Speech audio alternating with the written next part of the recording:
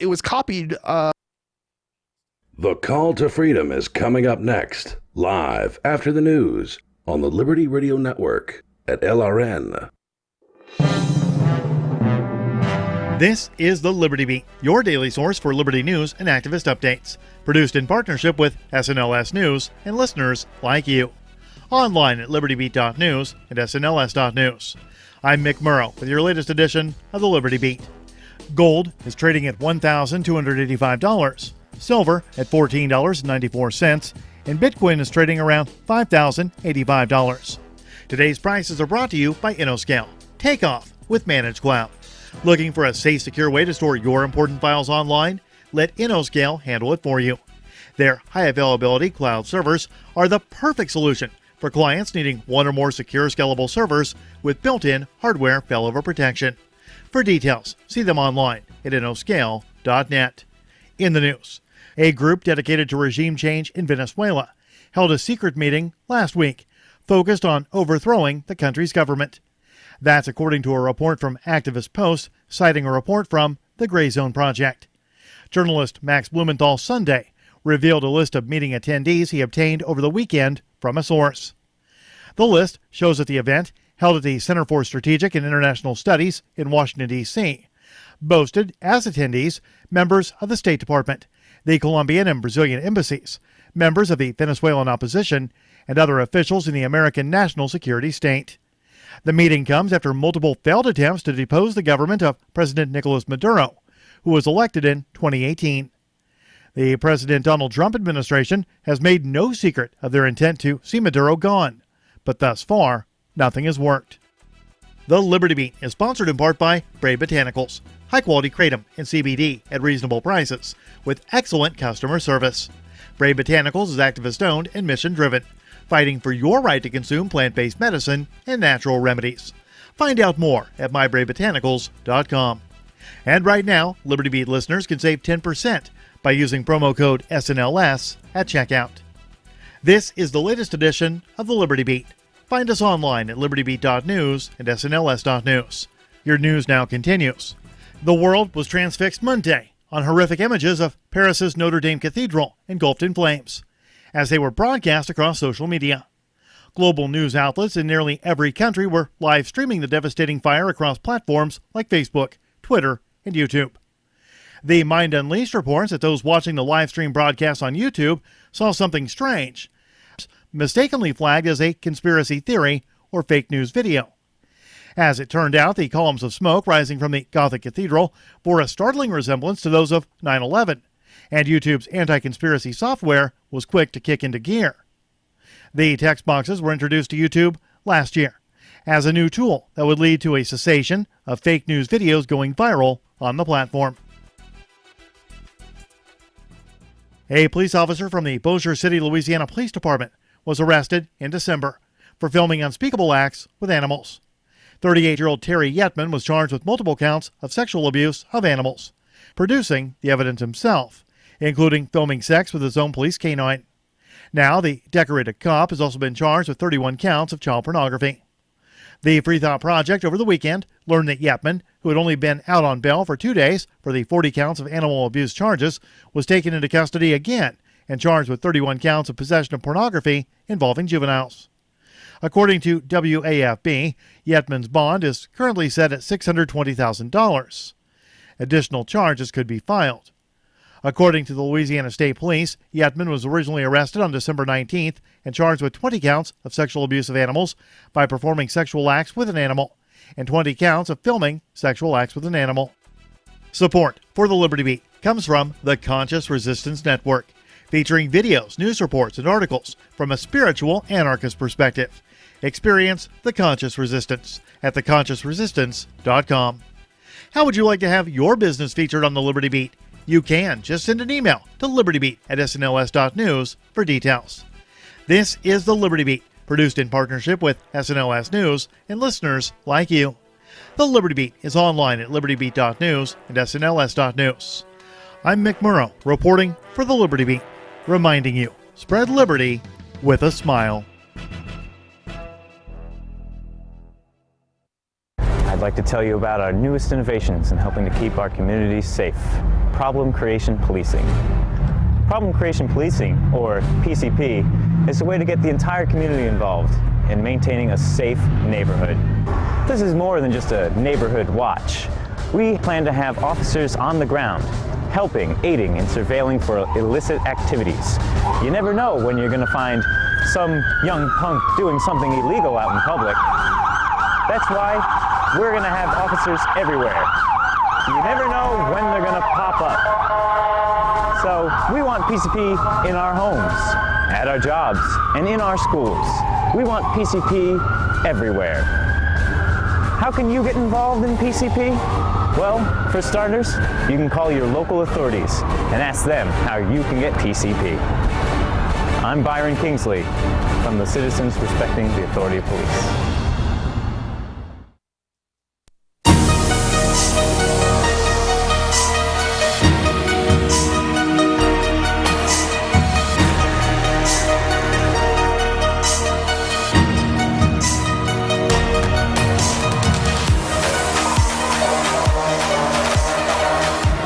Welcome to the Call to Freedom here on LRN.FM. I'm your host, as always, Aria, and I'm joined in the studio today by Michael Hampton. And I'm about 76% dead today. Only 76? Yeah, that would be my estimate. Slightly higher than 75% dead. It was to put you on the charger? Yes, absolutely. Well, I was sort of on the charger last night. Once I got home and passed out. But Monday night, I didn't sleep at all, right? I don't know why. I laid in bed for 6 hours trying to fall asleep, was never successful. And at about 7 o'clock, I finally just gave up, took a shower, started getting my day going. Got out of the shower, laid down, and ended up falling asleep for about 2 hours, which didn't help at all. No, that makes it even worse. But when I got here to the studio last night, Ian thought I had fallen asleep. And to be honest, I very nearly had. Just sitting there, and I was drinking coffee at the time. Coffee doesn't seem to actually have any effect on me. I don't know why I drink it. Did you get the usual thing from Dunkin' Donuts? Yeah. I don't think they have much caffeine in that. Oh, well, they load mine up with espresso. Oh, okay. Yeah, they know me well.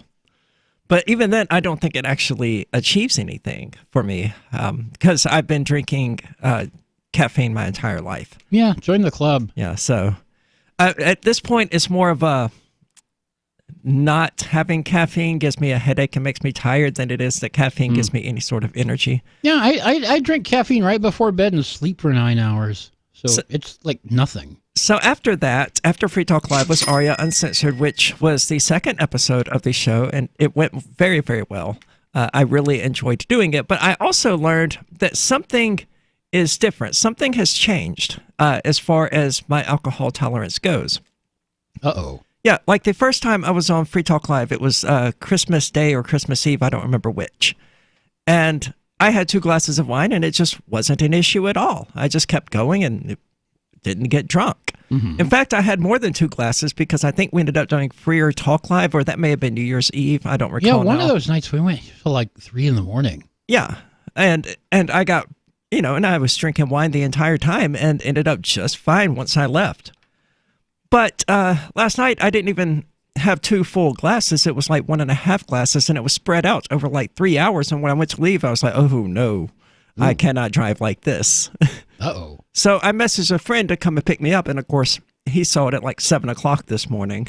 So I hung out for a couple of hours. The Aria Uncensored is technically, not really, but I mean, more or less, it's an after show. It's a delayed after show to Call to Freedom on Tuesday nights, I guess.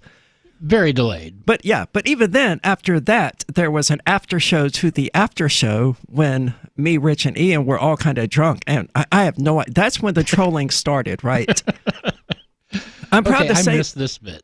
I wasn't topless during that part either, but that's when the trolling started during Aria Uncensored, which officially ended at midnight. I don't want to carry it past midnight. 10 p.m. to midnight seems a good time frame for me. Yeah, it's a nice round number. Yeah, there was no trolling or anything like that through all of it. It was pretty good. Between the platforms, how many people tuned in to see Aria Uncensored? Heartland Newsfeed asks.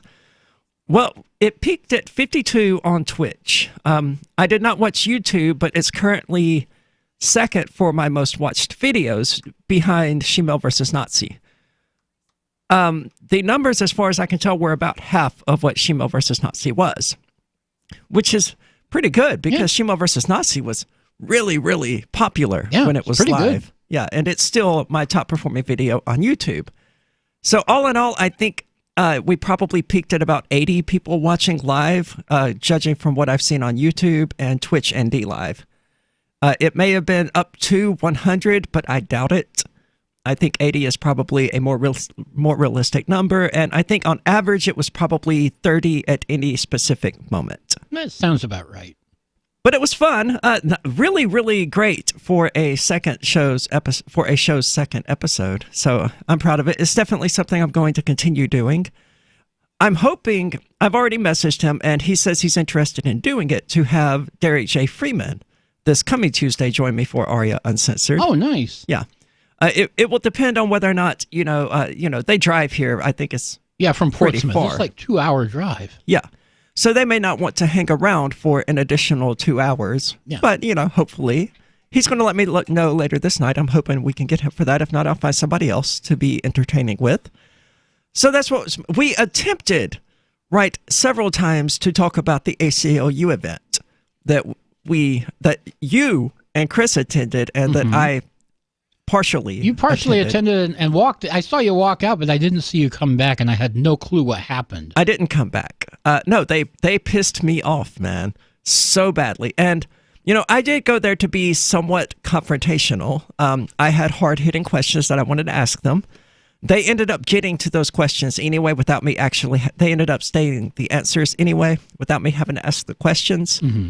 But at that point, by about 7 o'clock, the only thing that I felt like saying to them was that these people are stupid and I want nothing to do with them. And I hope they all burn in hell, even though I don't believe in hell. There isn't a hell. No, I know there isn't. It's a figure of speech, though. I mean, I say, oh, God, during sex, but I don't believe in a God. I mean, people say things.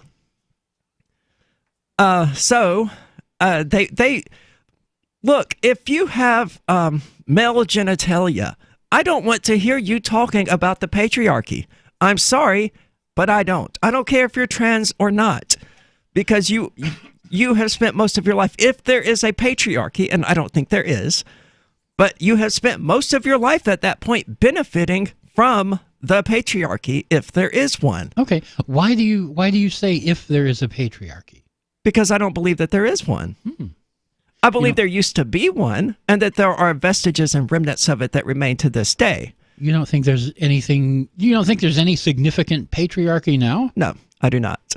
I think it has been largely destroyed over the past few decades. I mean, sure, there's still a bit of male dominance out there in society and things like that, but I certainly don't think there's still a patriarchy. Nothing that would qualify as a patriarchy anyway. And what the left seems to characterize as a patriarchy is very different from what I would characterize as one.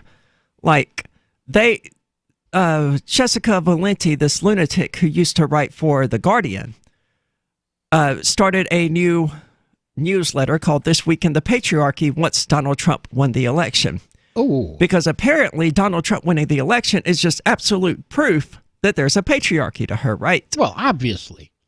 So my counter to that is, okay, well, if Hillary would have won, that would have been proof that there is a matriarchy, correct? By that logic, yeah. Yeah. And because George W. Bush won in 2000, that means there must be a white supremacist archy, whatever the word would be for that. And because Barack Obama won in 2008, it means we abolished the white supremacist oligarchy and installed a black supremacist oligarchy. That sort of insanity coming from the left is really all about picking and choosing what they want to believe, even though an increasing number of CEOs are women, an increasing number of politicians are women, and women are allowed into the military. They're allowed to do anything a man can do. So I don't think at this point that there is a patriarchy, and if it is, it's because women have voluntarily submitted to it. All right. Well, if that doesn't get us calls, I'm not sure what will. Well, we had a call a moment ago, but we're live, so I wasn't able to screen it, so I just sort of put it on hold, and they ended up hanging up. If you call and get put on hold, just wait. We'll get to you. Yeah, call during one of the breaks, and I'll talk to you then, and we'll see what's up. If you're just calling to troll, not today. Look, really, not today. If you're calling to troll, just find another channel. Come back tomorrow. Yeah, I'm a bit tired for that today. So, I mean, that's what's been going on. Aria Uncensored was fun. It ended up, the stream itself lasted like 4 hours, but I think it was really only 3, and then it was just music that took over. Mm-hmm. But it was a lot of fun. I hope people liked it. It's permanently archived on my YouTube channel. You can watch it every Tuesday night at 10 o'clock p.m. Eastern Standard Time here on twitch.lrn.fm or on twitch.lrn.fm. So either one of those platforms are great. So anyway, we're going to get into Julian Assange, the federal government, all kinds of BS. So don't go anywhere.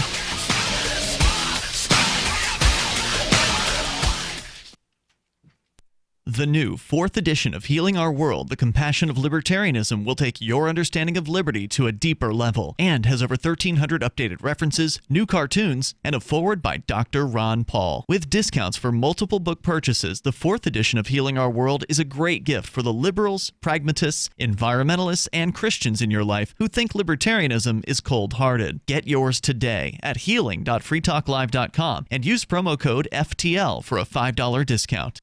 The Free State Project has reached its goal of 20,000 liberty lovers who've pledged to move to New Hampshire and get active to achieve liberty in our lifetime. Perhaps you're trying to figure out what part of New Hampshire should be your destination. If so, consider Keene. You'll find more than 150 reasons to move to Keene at move.freekeene.com. Keene is famous for its historic, publicity-generating activism, as well as being the liberty media capital of the world. It's home to freekeene.com, New Hampshire's destination for liberty activism, news, and opinion. For years, we've been compiling over 150 reasons to move to Keene at move.freekeene.com, where you'll learn about some of what's happening here and what makes Keene a great place to live. If you love liberty, you'll probably enjoy anywhere you end up in the Shire. But do your due diligence first. Please visit move.freekeene.com for the full list of over 150 reasons to move to Keene. That's move.freekeene.com. The LRN.FM social media channels have been revamped. We've eliminated Facebook and focused on other platforms like Twitter and Mastodon, the decentralized alternative to Twitter. On our accounts, you'll find posts from multiple LRN.FM show hosts together in one place. Follow us on Twitter at twitter.lrn.fm, or better yet, move to the decentralized Mastodon social media platform at toot.lrn.fm, toot.lrn.fm. I think you'll like it. Cell 411 is a free app for Android and iOS that replaces government-controlled 911. Cell 411 allows you to preset a group of friends or private organizations to show up at any emergency. Cell 411 is a nightmare for the state because it proves their so-called services aren't needed. Cell 411 has had thousands of installs, and of course it's covered by the BIPCOT no government license. Cell 411 because your friends won't shoot you when you're in trouble. Without the government, who would build the emergency services? You and Cell 411. Get it today at getcell411.com. Imagine someone in your community getting in their car, turning on the radio, and hearing the Liberty Radio Network. You can make that vision a reality with your own micro radio station. Visit broadcast.lrn.fm to learn how you can put our programs on the air in your area. You can have LRN.FM running around the clock, and you can even add in your own local shows. Building a radio station is simple, but programming isn't. That's where LRN.FM comes in. Learn more at broadcast.lrn.fm. That's broadcast.lrn.fm. This is Michael Dean from the Freedom Fiends. I've run websites since 1996 and have used over a dozen web hosts in that time. AgoristHosting.com is the only one that hasn't broken my heart. Agorist Hosting's uptime and service is stellar, and their DDoS mitigation is the best I've seen. That's important because if you tell the truth in this world, you'll ruffle feathers. And some people will try dirty tricks to silence your voice. No matter what the haters hit us with, Agorist Hosting keeps our websites online. If you have a mission-critical commercial presence or a world-changing activism site, you cannot tolerate any skullduggery.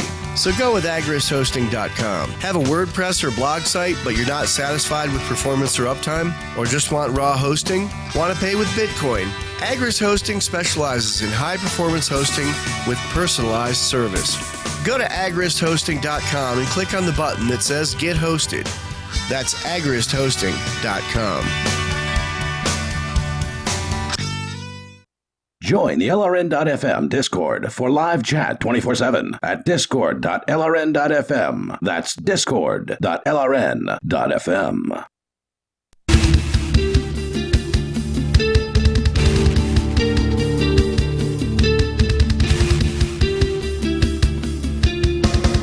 Welcome back. This is the Call to Freedom. And as always, you're invited to give us a call. That number is 603-283-6160. Again, that's 603-283-6160. Or you can use the Discord call-in lines, which you can find at discord.lrn.fm.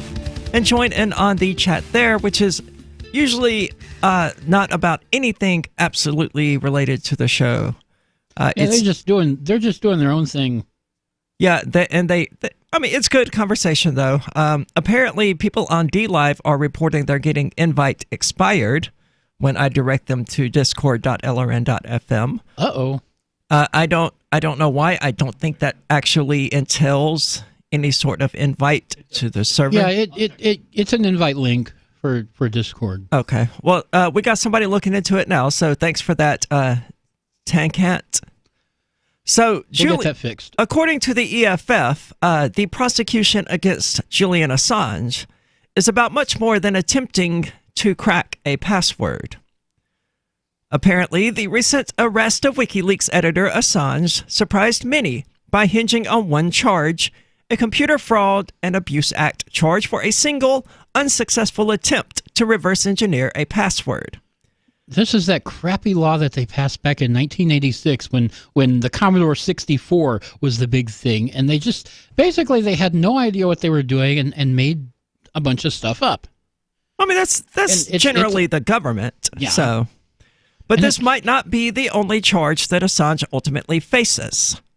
The government can add more before the extradition decision, and possibly even after that, if it gets a waiver from the UK or otherwise, and I'm sure they will. Yeah, they will.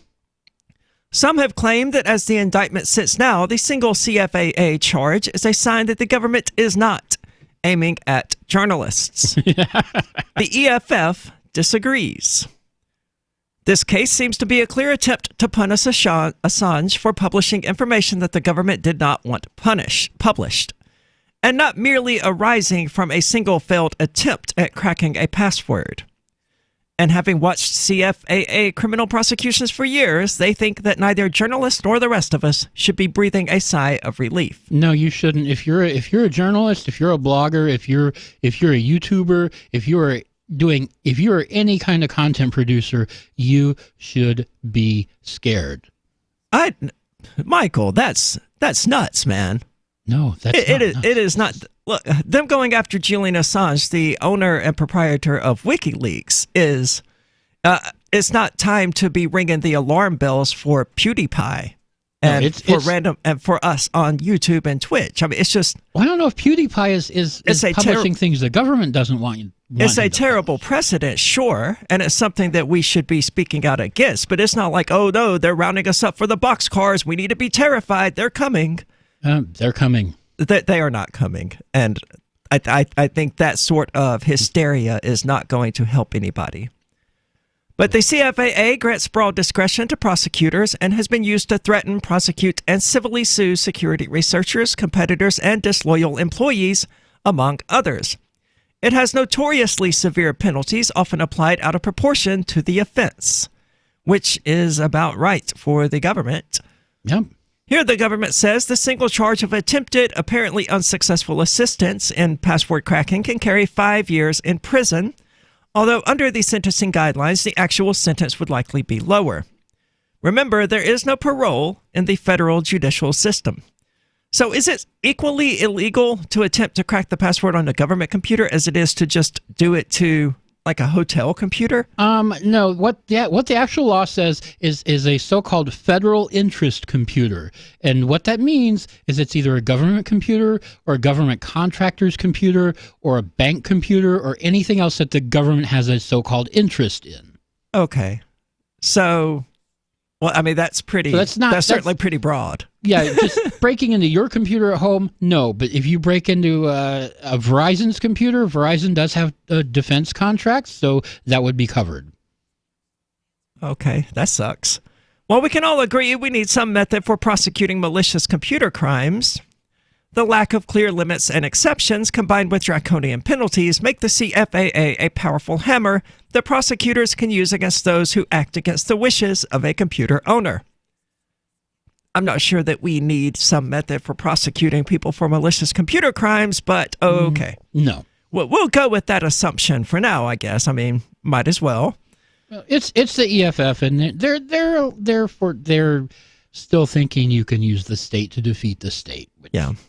Therefore, some freedom. Yeah, they're narrowly focused on their issues. Yeah. That's an especially broad reach in this age of networked computers.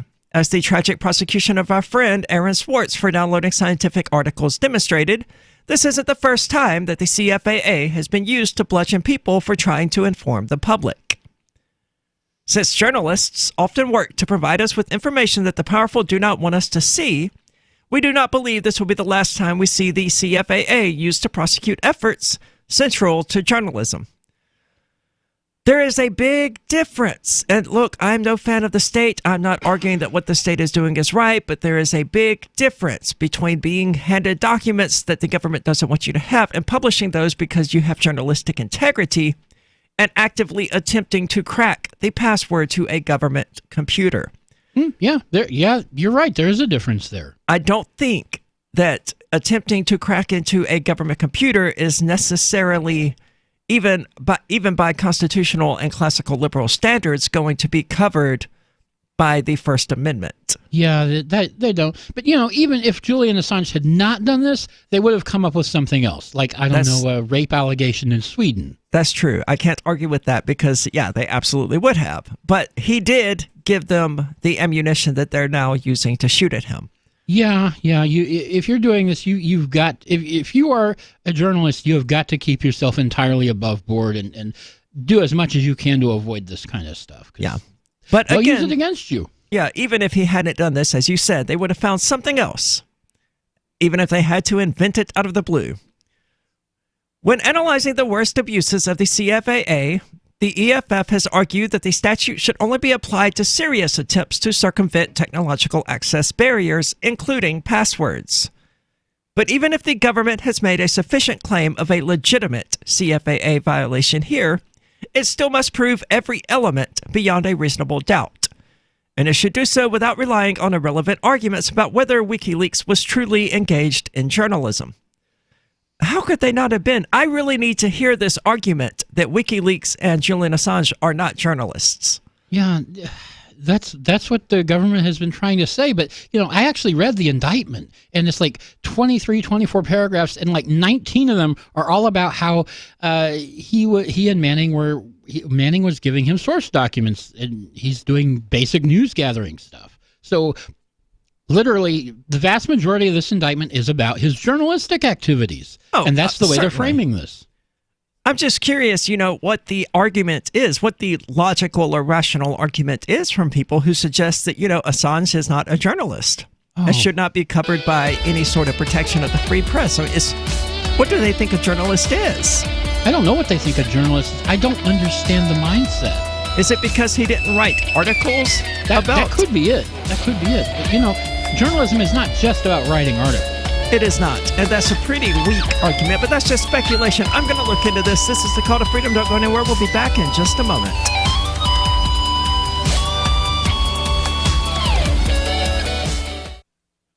We have some good news. The indictments against Ross Ulbricht in the District of Maryland were dismissed with prejudice, meaning they can never be refiled. This is especially good because those indictments contain the only charge ever made that Ross engaged in murder for hire. This was a serious allegation that Ross Ulbricht denies. It was never prosecuted or ruled on by a jury, but was trumpeted by the federal government and the media as if it were proven fact. The Maryland court held these indictments for almost 5 years, poisoning Ross's case and leaving him under a cloud of unproven allegations. allegations. As explained in Ross's appeal to the Supreme Court, the fact that the judge used these allegations to give Ross a draconian sentence of double life without parole violated his Sixth Amendment right to a jury trial. Judges are required to issue sentences based on convictions decided by a jury, not unproven allegations never even charged at trial. Although this is a positive development, the dropped indictment will not set Ross free. Now, a presidential pardon is Ross's only hope of freedom. Sign the petition at freeross.org. freeross.org. Are you a cryptocurrency advocate? The Crypto Tip is the ideal outreach tool to help new people discover cryptocurrency. It's a printable business card-sized tip that you can give to service providers, preferably in addition to a good cash tip. When the server scans the QR code, it'll bring up an explanation of cryptocurrency, how to install a wallet, and allow them to claim the tip. If they don't claim the crypto, you get your tip refunded to you after a time period you specify. Plus, if they do claim the tip, you get an email alert. Create as many tips as you want at cryptotip.org. That's cryptotip.org. Is spreading the message of liberty, cryptocurrency, and peace around the globe worth $2 per month to you? As you may already know, in addition to our internet feed, LRN.FM broadcasts on free-to-air satellite across North and Central America, as well as Sub-Saharan Africa. And we've been available on satellite for free 24/7 since 2010. The LRN.FM free-to-air satellite signal is reaching some of the most oppressive regimes in the world, and there's no doubt our ideas are making an impact. You can learn more about the channel's impact by watching the 3-minute video at fund.lrn.fm. If you'd like to help free minds globally with our ideas of liberty, cryptocurrency, and peace, you can donate as little as $2 per month via fund.lrn.fm. You can help us continue and expand our satellite broadcast to multiple continents. Visit fund.lrn.fm today, and thank you for your help. Don't forget to share the link on social media. That's fund.lrn.fm. Did you know we've taken our LRN.FM telephone listen line to a new level with the LRN.FM audio on demand line? Now you can call 712-770-8447 anytime and listen to LRN.FM's live feed. And you can listen to a bunch of our original shows on demand. Long distance fees may apply. Just dial 712-770-8447 and choose from the menu. 712-770-8447. Hey, I'm LRN.FM Program Director Ian Freeman. If you're listening to our free-to-air satellite feed in North or Central America, heads up!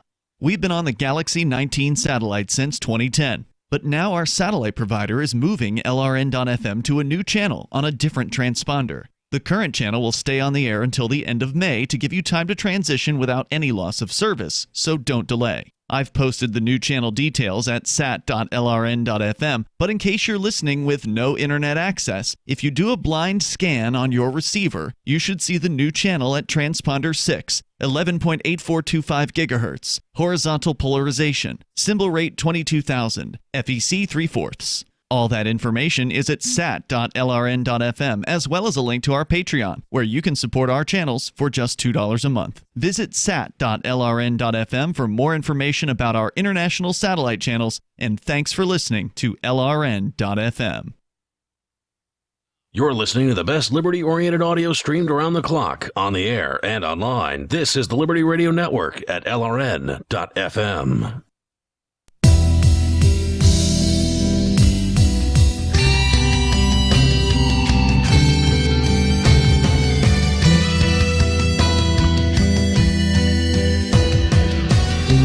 Welcome back. This is the Call to Freedom, and the Rational Review News Digest, located at rationalreview.com, is the Freedom Movement's daily news digest, aggregating stories from all over the internet that are of interest to libertarians and liberty-minded people.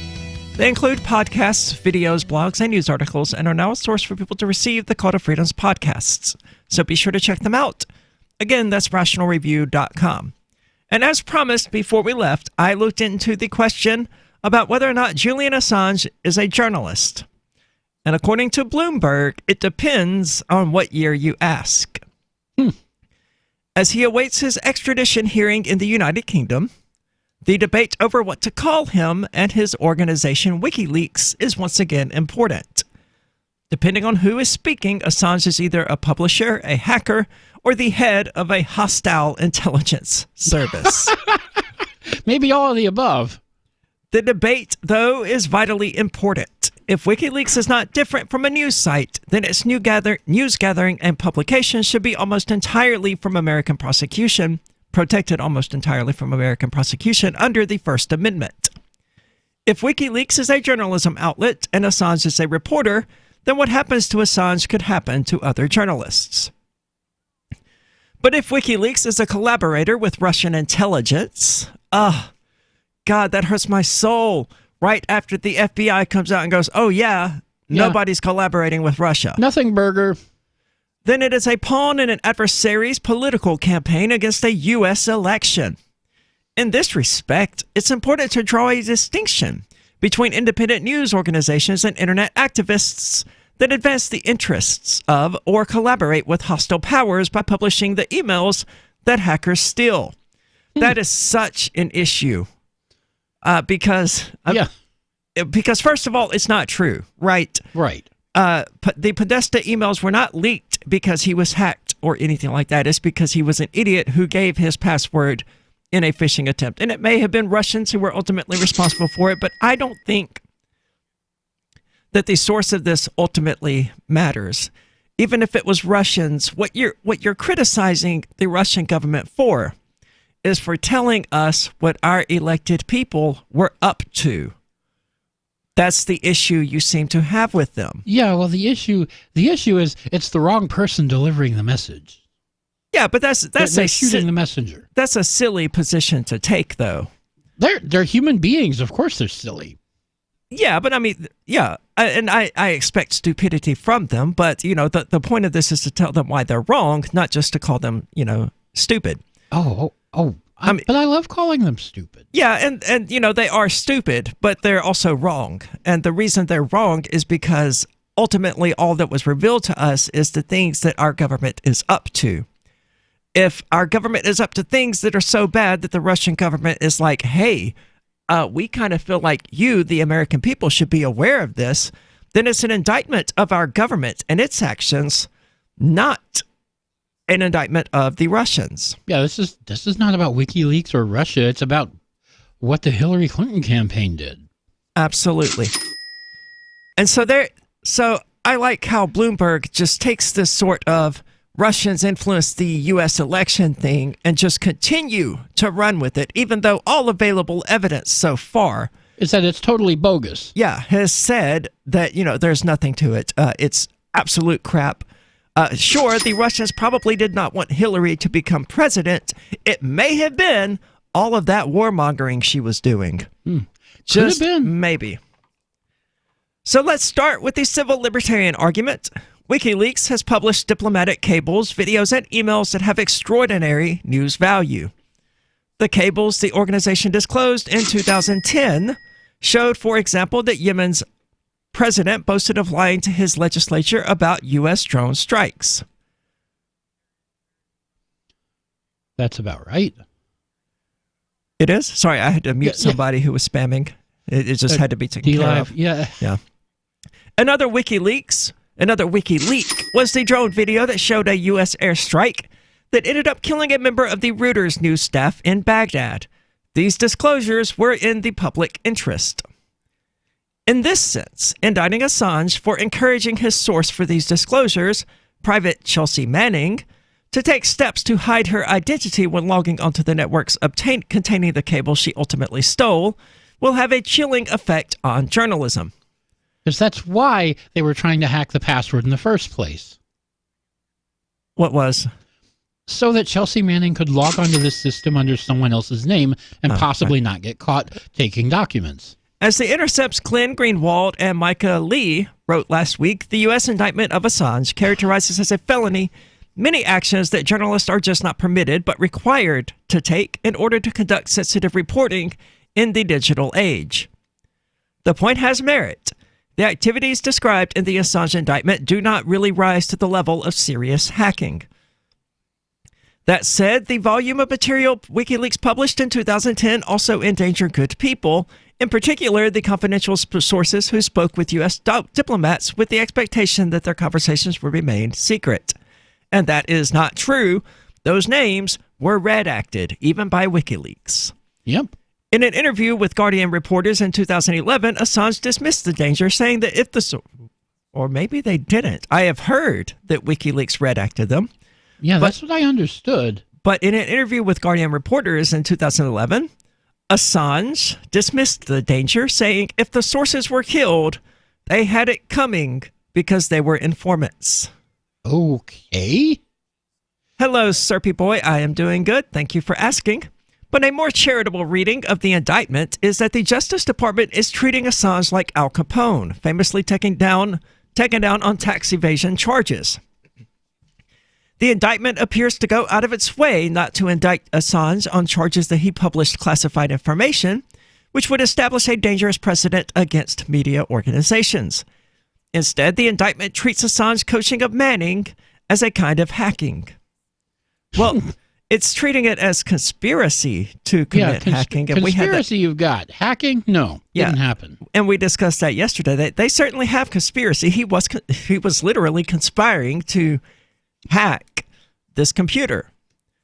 The Justice Department would be better off focusing on some of his more recent activities. Two specific incidents come to mind. WikiLeaks published in the summer and fall of 2016 the hacked emails of leading Hillary Clinton campaign officials along with the DNC. In this case, Assange almost certainly did not receive the goods from a whistleblower, despite his self-discrediting innuendo that the murdered DNC staffer Seth Rich may have been his source. As the indictment from Special Counsel Robert Mueller alleges, WikiLeaks received the hacked personal emails of leading Democrats from Russian spies. Wait, where did this come from? Apparently, Robert Mueller, in some indictment, alleged that WikiLeaks received the hacked emails from Russians.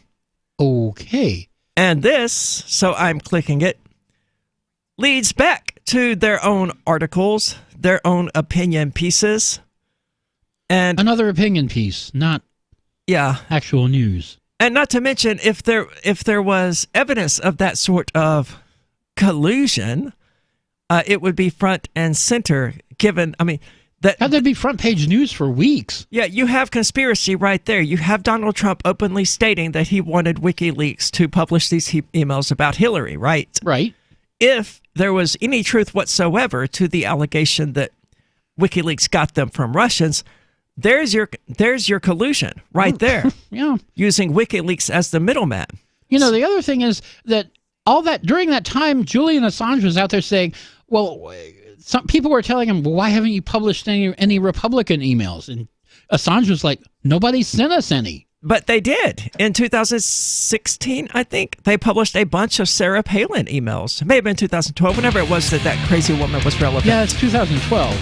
But no, in 2016 is when they were talking about it. Yeah. But they have in the past published. They have in the past, but they didn't right then, and that's what. But yeah, there doesn't appear to be any evidence whatsoever of this Russian collusion. Assange has denied it. The Russians have denied it. And between the two of them, I trust Julian Assange a lot more than I trust the government.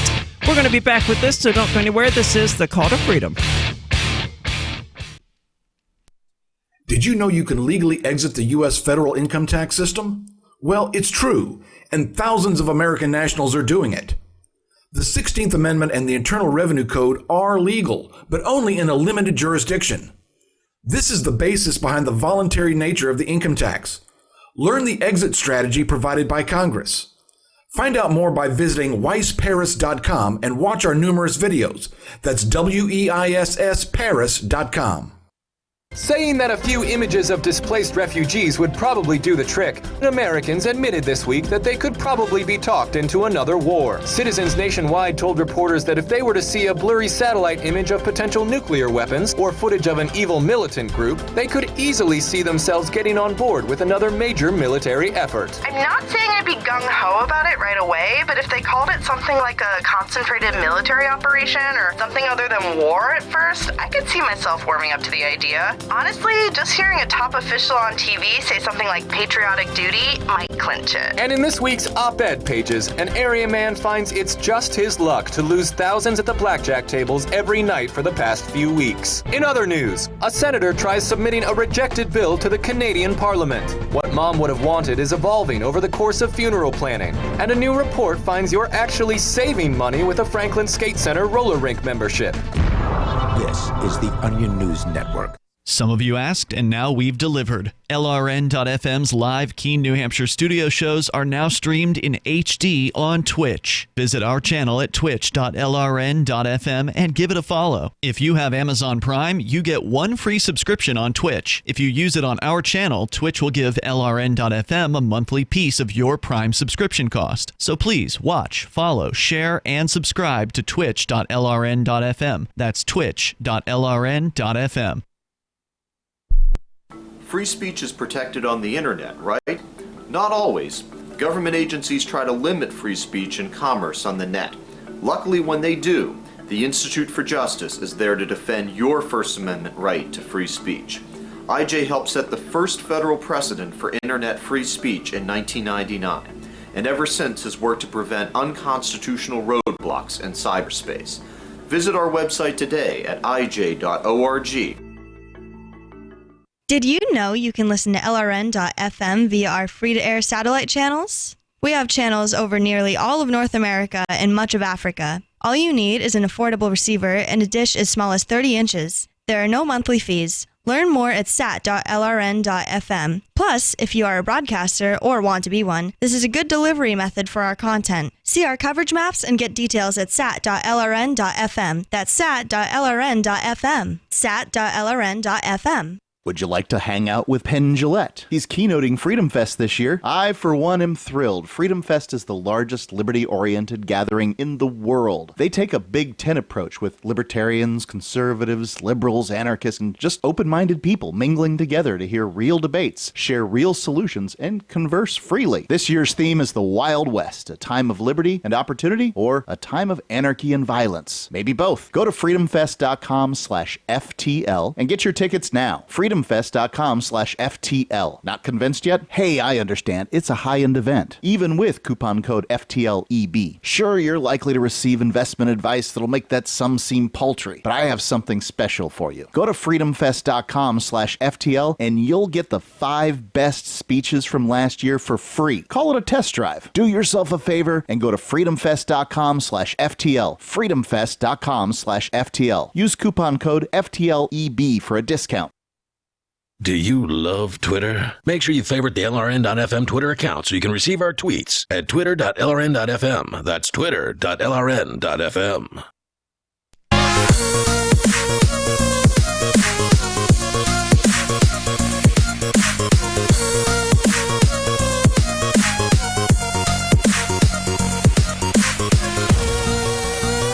Welcome back. This is the Call to Freedom. And if you've ever wanted to have sex with prostitutes and then arrest them, or bust people for drugs and then sell the drugs on the side for a nice little bonus, or just enjoy the power rush of being a cop without all the paperwork, then you should try the Thin Blue Line game, which can be found at thinbluelinegame.com. It's the only card game in the world that allows you to shoot someone and then escape accountability with the magical phrase, "It was dark, and I thought it was my apartment." You know, typical cop stuff. Get it now at thinbluelinegame.com. Assault and battery is not included, but for a limited time, you can order your copies and use the coupon code CTF to have all shipping costs waived. So go get it. That's thinbluelinegame.com. And I've actually looked through it and played it, and it's very humorous if you are not a particular fan of police, as I am not. Or at least if you're not a police officer. Yeah, I don't think cops would care too much for it. That's an interesting idea, though. Doesn't sound like a game they would really go for. No, but it gives me the idea of carrying around extra copies in my car, and just whenever they pull me over, which happens. You get pulled over a lot? With surprising regularity, yeah. Is your plate expired? Oh, yeah. Oh. Yeah, and screw them. There you go. I mean, it is something I intend to take care of, but the issue there is that I have to get somebody in Mississippi to do it. And there are not many people in Mississippi I trust to send $50 to and have them actually go and take care of it. I think most of them would use it to buy cigarettes or something like that and go, oh, well, I can pick it up Thursday when I get paid, and she'll never know the difference. And then that Thursday comes and goes, and then a month passes and 2 months pass and things like that, because that's exactly what happened with my attempts to get my birth certificate. You need better friends. Yeah, well, At least down there. That's why I'm here in New Hampshire, because I did indeed need better friends. So, according to Bloomberg, what the Justice Department should be focusing on is how WikiLeaks, like totes for real, conspired with the Russians to attack Our Lady Hillary and reveal to the public what she was actually up to. So the second is the WikiLeaks March 2017 publication of a series of CIA hacking programs and exploits that the website said allowed the agency to hack into cars, phones, and other devices. Oh, yeah, these were some pretty bad stuff. The Vault 7 releases? Yeah. Revealing this capability counts as a news story. But the publication of such technical information and source code was an attack. It destroyed an arsenal of cyber weapons by alerting adversaries to the precise weaknesses they needed to patch. No, they alerted everybody. Yeah, and those adversaries, those were the American people, by the way. Yeah, your so-called adversaries are us. So whether Assange is a publisher depends on the year you're asking the question. When Assange founded WikiLeaks, its mission was to expose authoritarian governments. Yeah, and he's focused a lot on the American government, which is kind of upset about it, and which is now trying to extradite him so that we can throw him in prison. That should tell you a lot. Yeah, you can throw him in prison. I don't want to. When Assange founded WikiLeaks, I said that. As he told potential collaborators in 2006, according to The New Yorker, our primary targets are those highly oppressive regimes in China, Russia, and Central Eurasia. In those early days, WikiLeaks published all kinds of damaging information against all kinds of targets, from Somalians to the Chinese government. Much of it was in the public interest. Oh, their issue is that he was like, oh, you know what? The United States government is pretty totalitarian too. I should publish this stuff on them. Yeah, why should the U.S. be exempt from this just because they're big and nasty? And even in 2010, when Assange helped Manning steal and transfer the State Department cables it later exposed, he worked with media organizations to report out the raw material his source provided. By 2016, though, WikiLeaks was not so much a publisher as it was a combatant in information warfare. Okay. Mueller alleged that WikiLeaks in that year published the fruits of Russian hacking to influence the 2016 presidential election.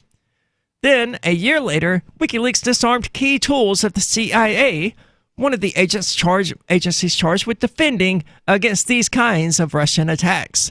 Man, they are really taking this Russian conspiracy crap and running with it. Well, yeah, they've run right off a cliff. They have indeed. You have to be pretty nuts to think that exposing computer security flaws is a problem. The greatest mystery of the indictment against Assange is why the Justice Department did not charge him for any of that.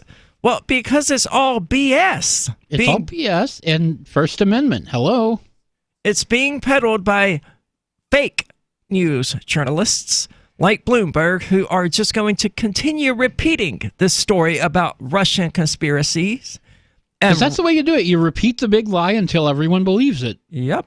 And that seems to be exactly what not just they're doing, but media outlets throughout the United States and throughout the world are doing it. That's the way it always works. Yep. And it's stupid and it's not good. And I'm trying to find, here it is, the indictment once again. Let's see if they have any actual basis for this, because I don't think they do. But according to Bloomberg, Mueller's indictment shows how a dozen Russian military intelligence officers probed, hacked, and pilfered the servers of the DNC, the Democratic Congressional Campaign Committee, and the campaign of Hillary Clinton. It lists their names and ranks. It details how they paid for things in Bitcoin and what they researched, which programs they used, and how they tried to hide their attacks.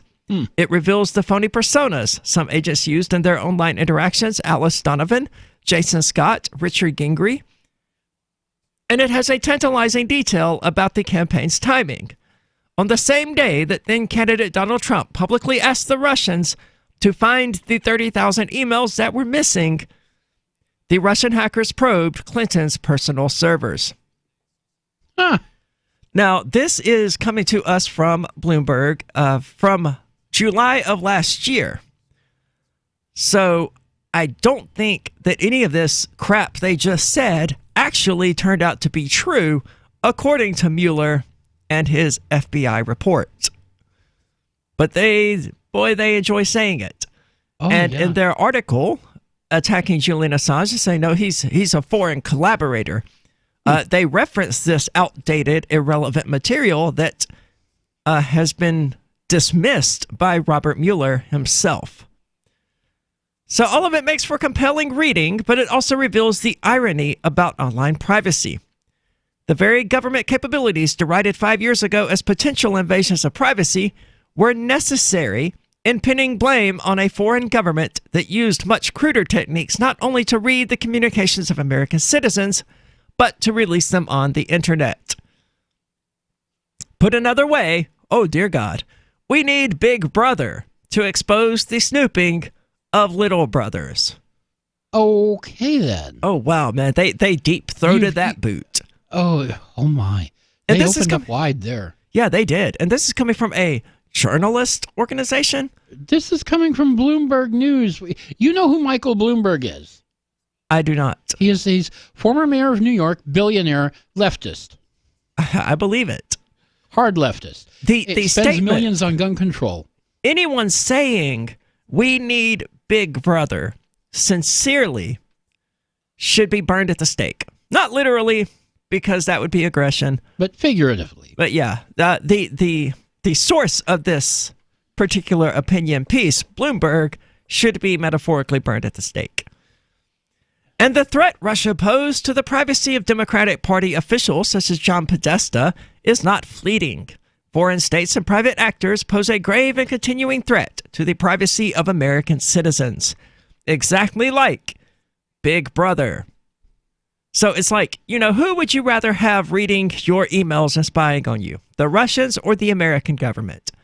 Well, to me, I don't really see a difference. Yeah, there's not a whole lot of difference except, there is kind of a difference because we're physically present here in this territory, so the American government is more likely to shoot us. That's true. They'll have an easier time shooting us anyway. I don't want either of them spying on my communications. Yeah, and I go to great lengths to make sure they can't. But the threats posed to privacy... Okay, I got over that. Think of the many hacks in just the last few years. There was the 2014 hack of Sony Pictures, a spoof of before the release of The Interview. That hack exposed the emails and personal messages of Hollywood executives and movie stars. Oh no. Whatever shall we do? The FBI and the U.S. intelligence pinned it on North Korea shortly after the attack, but they have not released the kind of detail found in the Mueller indictment. The indictment that wasn't an indictment, and that Mueller, sort of renounced recently by saying that, there was no collusion here whatsoever. But this is the Call to Freedom. We're going to get further into Julian Assange and WikiLeaks and whether or not he qualifies as a journalist, so don't go anywhere. This is a special alert for business owners, consultants, coaches, folks planning retirement, entrepreneurs, and anyone who is saving and investing to build a financial future. You are likely aware that financial privacy for most people has recently died a miserable death. And let's face it, without privacy, there really is no security, is there? Bankrupt governments and banks on the verge of collapse are perhaps the biggest threat to your financial future today. The Lighthouse Law Club recognizes this and has been working diligently to provide safe, secure, and productive tools to ensure your privacy, your financial security, and your future financial well-being, despite the catastrophes which many people fear are looming ahead of us. Find out more with a variety of free videos on the YouTube channel for Lighthouse Law Club. Just search YouTube for Lighthouse Law Club and secure your future today.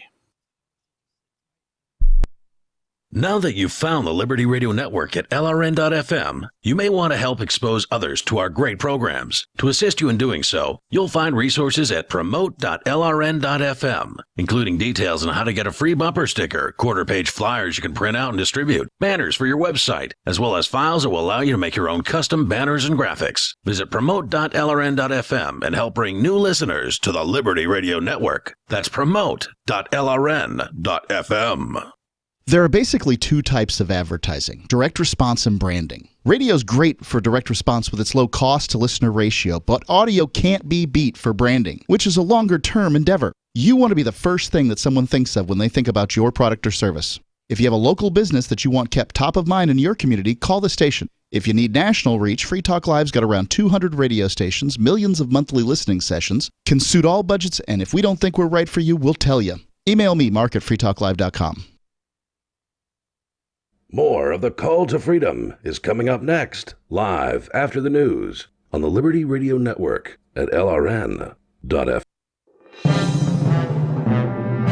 This is the Liberty Beat, your daily source for liberty news and activist updates. Produced in partnership with SNLS News and listeners like you. Online at libertybeat.news and snls.news. I'm Mick Murrow with your latest edition of the Liberty Beat. Gold is trading at $1,285. Silver at $14.94, and Bitcoin is trading around $5,085. Today's prices are brought to you by InnoScale. Take off with Managed Cloud. Looking for a safe, secure way to store your important files online? Let InnoScale handle it for you. Their high availability cloud servers are the perfect solution for clients needing one or more secure, scalable servers with built-in hardware failover protection. For details, see them online at innoscale.net. In the news, a group dedicated to regime change in Venezuela held a secret meeting last week focused on overthrowing the country's government. That's according to a report from Activist Post, citing a report from the Gray Zone Project. Journalist Max Blumenthal Sunday revealed a list of meeting attendees he obtained over the weekend from a source. The list shows that the event, held at the Center for Strategic and International Studies in Washington, D.C., boasted as attendees members of the State Department, the Colombian and Brazilian embassies, members of the Venezuelan opposition, and other officials in the American national security state. The meeting comes after multiple failed attempts to depose the government of President Nicolas Maduro, who was elected in 2018.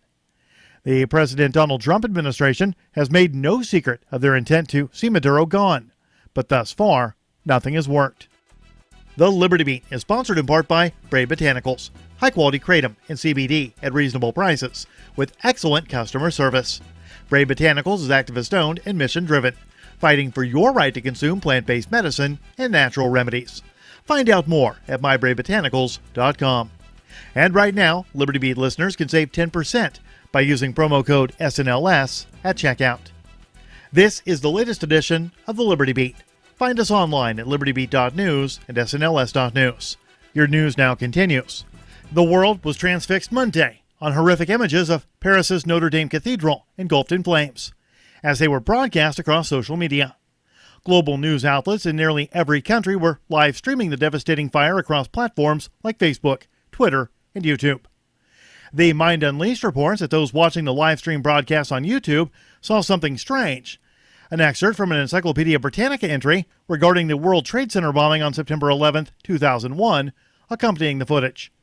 And while the text box may seem like a complete non sequitur, it was actually a disclaimer meant to discourage the spread of what YouTube's algorithms mistakenly flagged as a conspiracy theory or fake news video.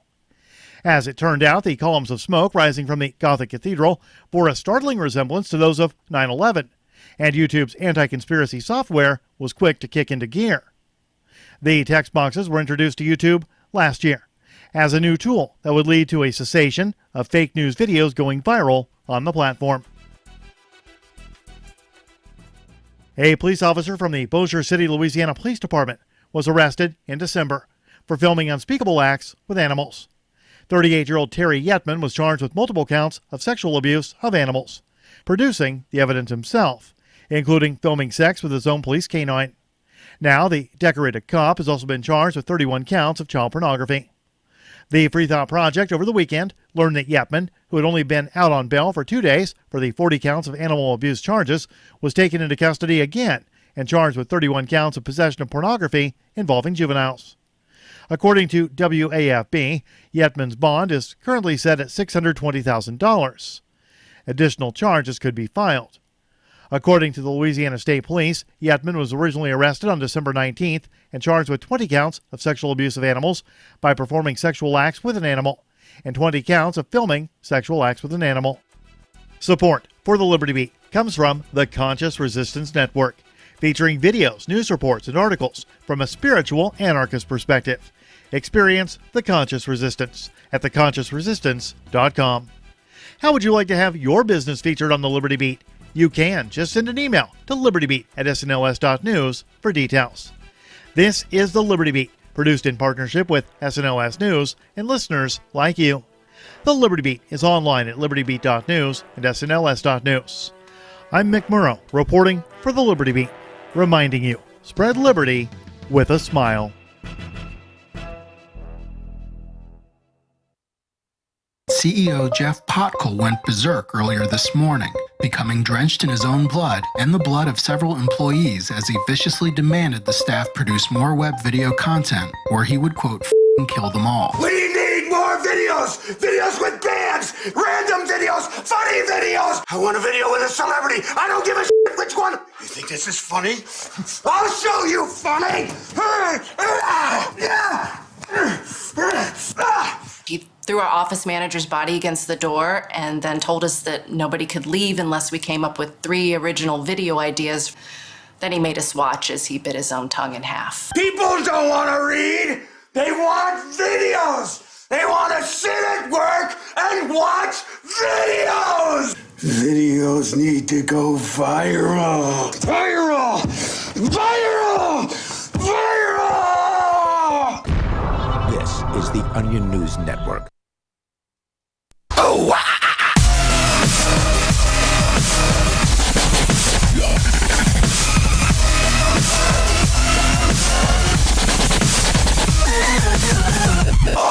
Welcome back. This is The Call to Freedom. I'm your host, Aria author of Dancing in Hellfire, which you can find on Amazon by searching for it. I don't think it's got, much of a URL.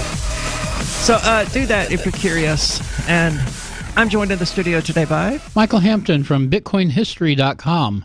And sorry, I am half dead. Like, really, I'm so tired. You're doing a lot better then, because you were, 76% dead earlier? Yeah, that's technically an improvement, I guess. It helps to have just smoked a cigarette. So something about nicotine makes everything nicer. That will still wake you up. It will. Not as much as that morning energy shot does, but even that's just mostly a formality at this point. But good God, I really wanted to take the day off from Call to Freedom today, but I got to work tonight anyway. So thankfully, it's only a 10-hour day for me today. So just from 3 in the afternoon until 1:30 in the morning, not a huge deal. But we go now to, what kind of name is that? Can, I guess? Who is calling via Discord? Yeah, it's a bunch of Unicode symbols. Who is calling via Discord? Oh, yeah. Yeah, so... anyways, what's on your mind? Hello. On the topic of, ever since Trump came into office, I've noticed huge amounts of crackdowns on, for instance, I got pegged with a, DMCA complaint for a game that I did purchase, but I ended up getting pegged for grabbing a backup of it. Oh, yeah, from your ISP. Yeah, those stupid copyright notices, yeah. I think Time Warner and Spectrum, now, they're not actually legally required to do this, and a lot of ISPs don't anymore. I think they were required for 1 year, but after that, it became a sort of opt-in thing, and most internet service providers stopped bothering with it. Well, it was never really a legally required anything. It was just an agreement they made with the record industry and the music and whatnot. Yeah. So a lot of the Time Warner or Spectrum is still involved in that, and that's been problematic for me in the past. But luckily there are VPNs and things like that allowing me to bypass those for those precious Invader Zim episodes that are denied to me for being an American citizen. They're on YouTube, but I can't watch them because they're restricted in my country, and I've got to be honest. As an American... I can because my VPN comes out in Canada. Yeah, I can watch them too. I just have to turn on the VPN for it. But, you know, I don't... As an American, I'm not used to having content denied to me, so it really pisses me off when it happens. Yeah, it does me too. I'm not dropping out at all. Like, I'm not getting any packet loss, am I? No, because you're I'm also. You sound fine. Because I am proxied right now, just to let everyone know. And my second topic is on the border wall. I have some family that. Yes, I have many accents. I originally don't have an accent. I speak many languages because I'm learning them. Sorry about that. Anyways, I have family that's also Pakistani. But So what are your thoughts on the border wall? How high should with it the be? border wall? Because on the border wall, I have some family that's, lives in Mexico. So what I'm concerned about is if they're going to stop my family at the border wall and then not let them legally pass through. If I don't know if Trump's trying to keep everybody out or if it's just because I'm hearing this from all angles that he's trying to keep everybody out and that nobody belongs in that's not American. Well, that is generally the purpose that these jingoists, these nationalists take in regard to immigration and things like that. That's true. And Trump did pass that so-called travel ban, but I don't think Pakistan is one of the countries that's affected. So as far as I know, people from Pakistan are still coming here.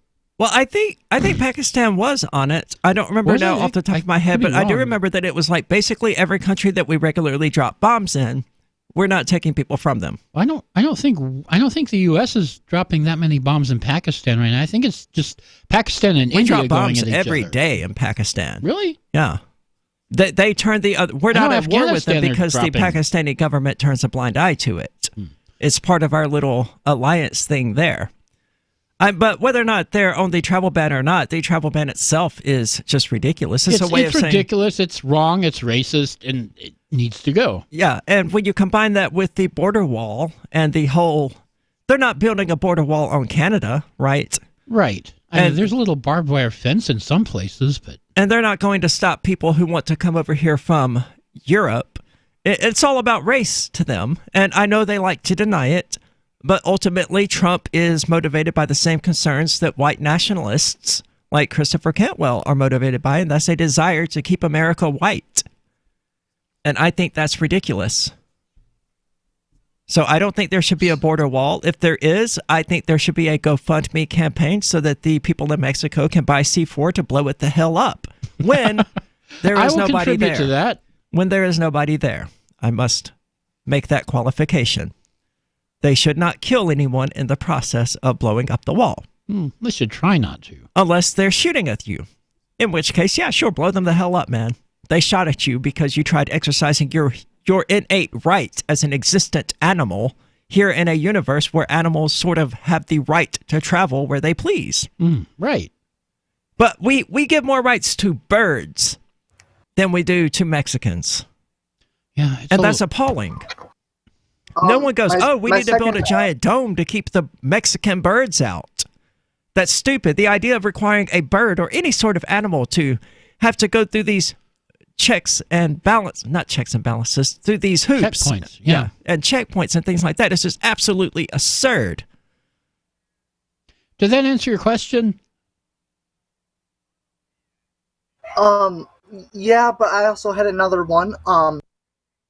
On the topic of hacking, I was actually scapegoated by well, my uncle was a hacker, for instance, and he taught me a shit ton. And when I was probably about 5, where are you at? Yeah, sorry, this is a radio show. We do have a dump button, and I did get to it in time.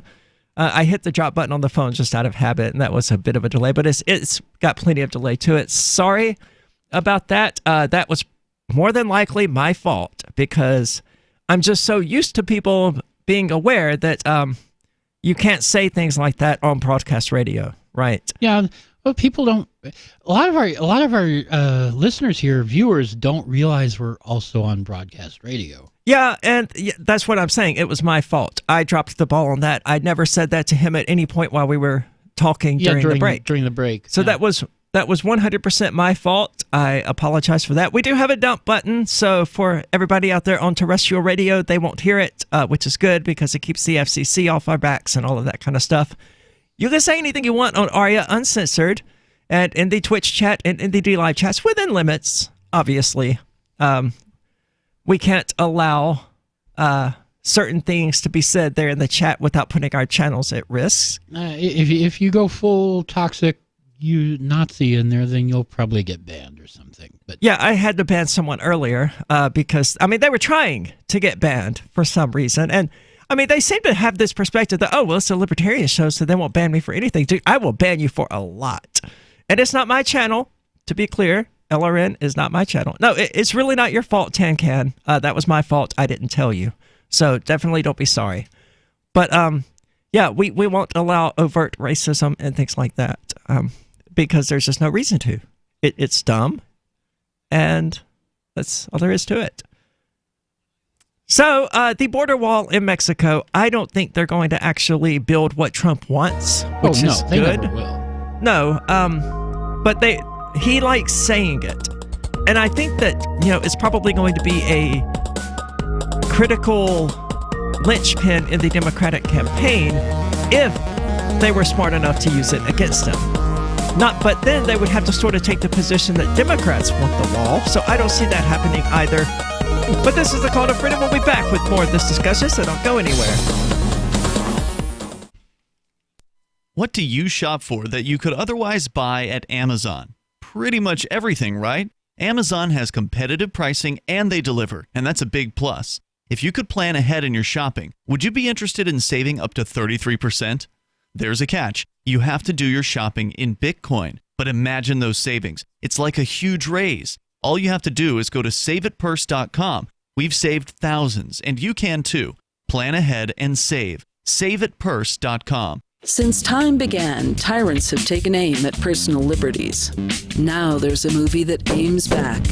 The government has no more right to tell us what to put in our bodies than they have to take our guns or tell us what books we can read. 6 drug police were eaten by bears while raiding a marijuana farm. On your knees, you dirty hippies! Jesus. On your knees! What's the problem, officer? Today, many cops who enforce pot laws do so only because it provides them with cushy jobs, good benefits, and a chance to push people around. I was an undercover narcotics officer. The drug war is nothing but a farce. The Second Amendment says you gotta keep you and your gat intact. Guns and Weed, The Road to Freedom. A film by Michael W. Dean and Nima Vadadi. DVD available now at gunsandweed.com or on Amazon. That's gunsandweed.com. Makes the perfect gift. Remember, that's gunsandweed.com. LRN.FM is proud to announce our official listening apps for Android and iOS devices. Now you can easily tune into our streams anywhere, anytime on your smartphone or tablet. Just visit apps.lrn.fm or search for LRN.FM in the Android or Apple app stores. Please download, rate us 5 stars, then share the link on your social media and let your friends and family know how you're listening to LRN.FM. Download it now, free at apps.lrn.fm.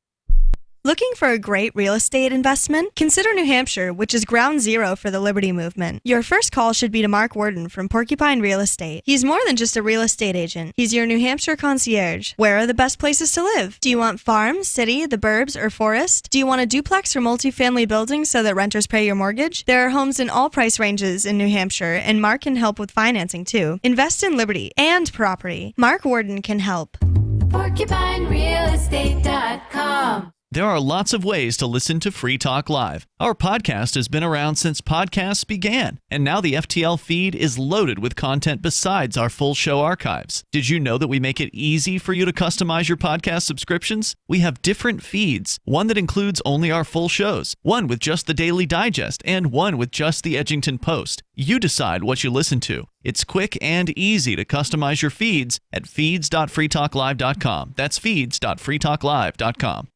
Hey guys, Mark Claire here, lionsofliberty.com, where we strive to advance the ideas of liberty daily. We bring you the Morning Roar. That's right, every Monday to Friday we'll have a brand new edition of the Morning Roar, where we provide a roundup of some news stories that you may not find in the mainstream media or even in your typical social media newsfeed. We find stories that relate to the ideas of liberty and provide you with our liberty perspective on them. Every Monday, we have our longest-running feature, Mondays with Murray, named after the great libertarian Murray Rothbard, where we'll examine an article or an excerpt from his works and help convey his view, along with our little spin as well. We wrap it all up every Friday with Felony Friday, where our own John Odermatt goes out and takes a look at some sort of felony. There's felonies committed every day, you know, whether it's a felony committed by the police, a politician, or even an average citizen. You can find all of this and so much more over at lionsofliberty.com. Advancing the ideas of liberty daily.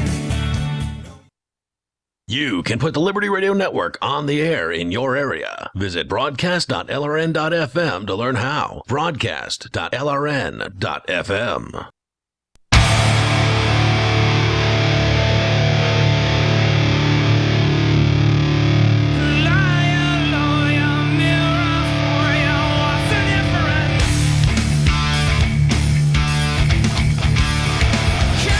Welcome back. This is the Call to Freedom. As always, you're invited to give us a call. That number 603-283-6160. Once more, that's 603-283-6160. Or you can use the Discord call-in lines, which you can find at discord.lrn.fm. Now, Tencat on D-Live says I talked with him on Facebook, apparently as the name Mike. I don't know if that's actually true, though. I don't know a Mike. Who? I don't think. Maybe a Michael? Maybe that's it. Michael. Is that Michael? If so, then yeah. But yeah, I do still use Facebook, sort of. Kind of. Yeah, I mean, I'm technically Minimally. on Facebook. Yeah, it's extremely minimal. Now, I say that Telegram auto-posts to it for me. That's not technically true. But to drive the point home to people that I'm not on Facebook, I just copy whatever I paste to my social media channel and paste it to Facebook manually, which is sort of the same thing. It's just not an automatic process. So technically, Telegram and IFTTT don't do that for me. I'm hoping one day they will, or that I can find some other mechanism for doing that. But at the moment, yeah, it sucks and it's awkward. But I've got to be on Facebook because that's where people are. That's where people congregate. Yeah. And if you want to promote your content, you kind of have to go where the people are, you know? I don't want to go to Keene State College and canvass them with flyers either. I hate everything about Keene State, and I hate everything about college kids. But you got to go where the people are. True. So we're going to continue with this discussion from Bloomberg and their idiocy, because they seem to think that the Mueller indictment was going to be a lot more than it actually turned out to be. A big fat zero? Yeah, speaking of the music bed that was playing there by Tool the Pot, you're as guilty as the government. They're liars. Consider the case of Elliot Broidy. Earlier this year, news outlets began publishing a trove of his personal emails that showed how Broidy, a Trump fundraiser, lobbied the president to fire then Secretary of State Rex Tillerson. Broidy reportedly wanted the U.S. to take the side of Saudi Arabia and the United Arab Emirates in their dispute with Qatar. Broidy now alleges in a lawsuit that the hack was a Qatari plot, which the Qataris deny. First it's the Russians, now it's the Qataris? Apparently so. It's hard to overstate the importance of the U.S. intelligence community in these cases. Now, wasn't there like 17 intelligence agencies that were like, oh yeah, Trump totally colluded with the Russians? Yeah, I seem to recall something like that. Yeah, he sure did. He sure did. Yeah. We know he did. And it really raises the question of why in the world anyone would trust the government with that many intelligence agencies. But despite the growth of the private cybersecurity industry, this kind of crime is very hard to investigate and prove, especially if the suspected culprit is a foreign state or entity. The U.S. government has capabilities that are not available to the private sector. I don't know that that's true, because I would put money against Google versus the United States government any day of the week. Oh, well, yeah, the U.S. government does have capabilities that are not available to the private sector. They can intercept your package when you order a Cisco router, intercept your package, open it up, plant their stuff in it, seal it up so you would never know the difference, and send it back on its way, all while still meeting the shipping deadline. Well, I mean, to be fair, Google could do that too. They just don't. Google can't intercept packages. Oh, they certainly could. They can't point a gun at UPS and tell them, give me your package or else. They could. They don't. But they could. I'm not saying they would get away with it, but they absolutely have the raw capability to do it. Well, I guess anybody could do that, but not in the scale that Google could. I mean, Google could intercept the UPS packages of just about everybody in the United States. They have the money to, they have the technology to. They could do it, probably more effectively than the government. But if we remove that sort of thing, because I don't believe for a moment that that's a unique capability of the American government. They're just the only ones willing to do it. No, the unique capability of the American government is the ability to threaten UPS with violence if they don't turn over the packages. Well, only because we turn a blind eye to it. And my contention is that if we were willing to turn a blind eye to Google doing it as well, then it nullifies... Google would be a state. Yeah. They're not.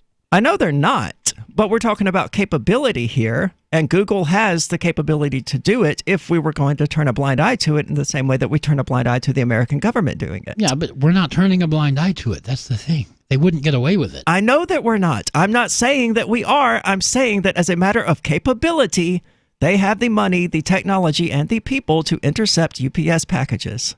No, okay. The only thing stopping them is that A, they don't. And the reason they don't is probably because we don't turn a blind eye to it when private corporations do things that the state does. But yeah, as far as raw technological capabilities go, I would back a company like Google or Facebook against the United States government any day of the week. Because the private sector is going to have the best employees. Because they make more money. You're going to make more money working for Google than you will working for the NSA. You may make a lot of money for the NSA, but not as much as you would if you were qualified to work as a, high-level programmer at Google. Yeah, true. But if the victims of foreign state hacking ever want to receive justice, they will need the digital spying infrastructure of the NSA, the one that's used to target American citizens. I don't know what Bloomberg is getting at. Isn't that all the NSA does? Well, mostly the NSA targets foreign citizens, but I thought they were supposed to, but they primarily target Americans. No, they primarily target foreign citizens. Okay, interesting. Well, I thought that was the job of the CIA. The division between the NSA and the CIA is the NSA does what's called signals intelligence. They monitor electronic communications, radio, internet, whatever. The CIA does human intelligence. They're like the traditional spies that go out out of the embassies and talk to people. But that is not to say that the government poses no threat to privacy. The leaks of intercepted phone calls between the Russian ambassador and Trump's first national security advisor were dangerous. So was the leak about former Trump campaign aide Carter Page being under federal surveillance. The U.S. government both of those examples are not examples of the U.S. government threat to privacy. They're reasons why we don't want the U.S. government to have privacy. The U.S. government was also wrong to hide its collection of telephone metadata from the public until contractor Edward Snowden still on exile in Russia, exposed it. And God, that's some horrifying stuff. Yeah. Hopefully they never get Snowden in the way that they got Assange. Yeah, they're not likely to, because Snowden slipped through their fingers, Assange didn't. Yeah, and he got to Russia, and hopefully he's relatively safe there. I don't know what his status is, but hopefully he's doing all right. This is the Call to Freedom. We're going to get more into this intelligence service hacking, so don't go anywhere.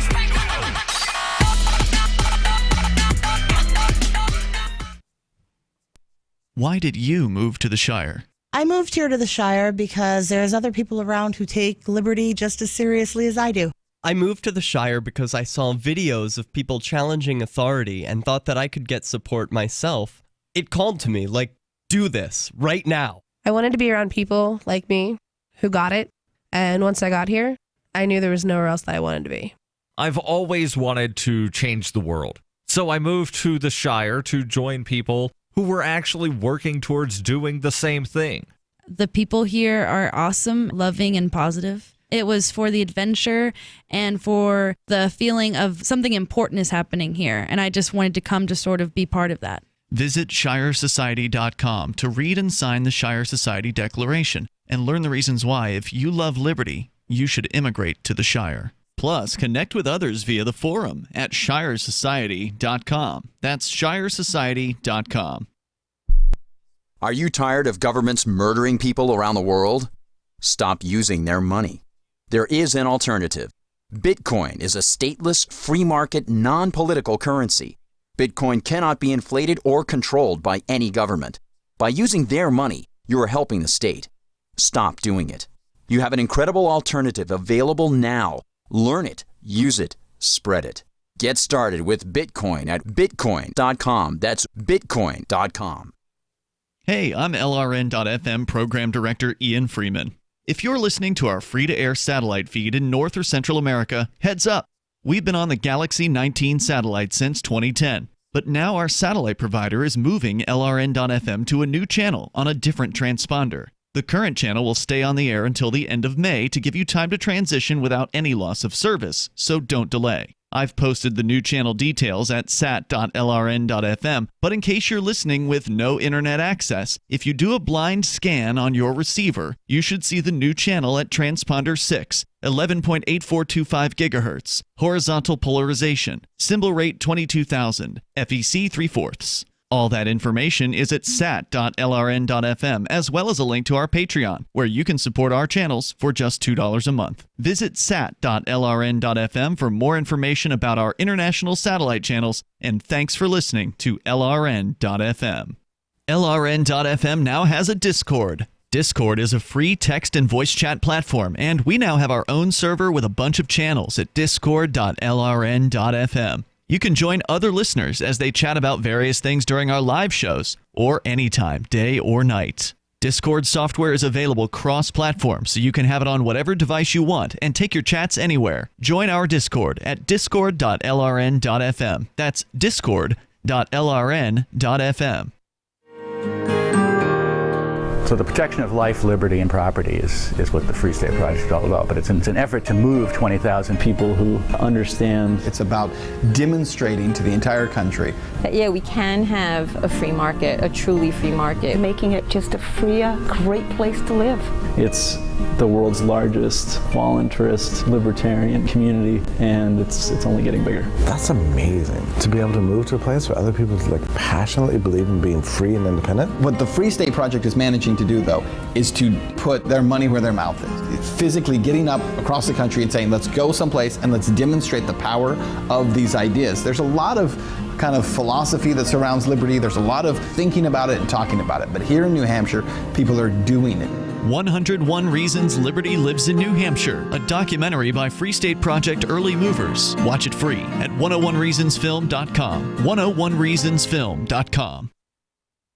Help get LRN.FM into more ears. Visit promote.lrn.fm for a free bumper sticker, flyers, banners, graphics, and more. Promote.lrn.fm.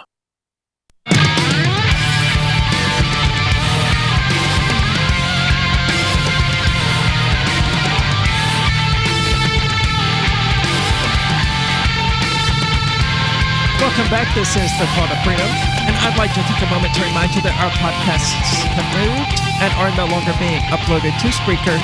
Instead, you can find them at calltofreedomlive.podbean.com or on Spotify by searching for Call to Freedom, or on Google Play Music by searching for Call to Freedom, and soon, hopefully, on iTunes. The process has already been redone. It was redone the day we've actually heard back from them. Yeah, you resubmitted that like 2 days ago. And yeah, it was have Monday. we heard back yet? No, I expect to hear back sometime Friday now. So, but that's all been done. Hopefully it will be in the iTunes store by the end of the week. There's nothing we can do to speed up the process, but we're looking forward to that. I have already uninstalled iTunes from my computer because it turned out to actually not be necessary anymore. Well, that's good news. Yeah, you apparently only need it to create the iTunes Store account, which you use to do the Podcast Connect thing. But once you do that, you're done. It's all in the web browser? Yeah. Okay. So that's good. Glad iTunes is gone. Apple is slow to do things. That's certainly true. So my question for everybody is, how in the world do you pronounce this dude's last name? Pete Buttigieg? Buttigieg? Butt plug? Yeah, we're going to call him Butt Plug because that seems to be what people are calling him, and I know how to pronounce Butt Plug. So Pete Butt Plug, the mayor of South Bend, Indiana, and you know, it makes it so much worse because they tend to refer to people by their last names. Oh, so this should be fun. Yeah. He's one of the many, I think there's 19 now, candidates for the Democratic presidential nomination. Have they got enough candidates? Well, there were quite a lot in the 2016 Republican one as well. I think they peaked at 16. Yeah, I guess this is early days. Yeah, some of them will drop out. But he wants to claim Christianity for contemporary progressive politics. What? Christian faith is going to point you in a progressive direction, he told USA Today. Even in our largely secular press, I don't know how true that is. Kind of. The coverage of the Butt Plug campaign has been rapturous. A few conservatives have contested the mayor's version of religious politics by denying that he is a true Christian. Oh boy, we hear that. I mean, every Christian out there has been told they're not a true Christian by another Christian. Yeah, it's no true Christian. It's the no true Christian. No true Scotsman. Yeah. Right. Citing his support. The issue I take with it, though, is that Christianity actually is defined, right? Right. They just have like this holy Scotsman document. is. Yeah. Yeah. So when What they would conflict Jesus with do? that, there's certainly, well, that's the title of the article here, is that Butt Plug doesn't seem to know what Jesus would do. I think that Bloomberg probably doesn't know what Jesus would do because they haven't bothered to read what Jesus actually said about things. Michael Bloomberg or the Bloomberg News? Bloomberg News. Okay. So he supports same-sex marriage. He is in one. So he likes the willy, and legal third trimester abortion. So he's also pro-abortion. Neither of which are especially surprising for a Democrat. No. And I know plenty of gay Christians. I know plenty of straight Christians who don't find an inherent conflict between somebody being a Christian and being gay. I think those people should probably read their Bible a bit more. Just a little. But the contention being made in that particular regard is that Christianity says that being gay is a sin. It's pretty explicitly clear on that particular subject, even in the New Testament. This isn't all Leviticus type stuff here. Some of it actually made its way into Acts and whatever. So Christianity is pretty explicitly clear. They're not into the gay sex thing. But if you're not a Christian, Christian law should not be forced upon you. That's a core tenet of Christianity that generally gets overlooked by Christians in the United States who want there to be a religious theocracy. That was redundant. Sorry about that. Yeah, well. They want there to be a Christian theocracy anyway. They overlook that part where Christian law, you can only be judged by its standards if you, in fact, voluntarily submit yourself to those standards by being a Christian. And even then, it's not men who are supposed to be doing the judging. It's God. No, Christians are supposed to hold one another accountable, according to Paul, anyway. And, we can get into whether or not he knew what he was talking about, but not without Tom Gray here on the show, our resident evangelical Christian. But, Christians are supposed to speak out when one of these people professing to submit to Christian law does not. What they're not supposed to do is throw stones at each other. To an extent. I mean, they're not supposed to, attack each other physically, certainly. Right. But they are supposed to hold one another accountable. Hold one another accountable, right. That doesn't mean that you impose the death penalty for something someone did. Yeah, very much so.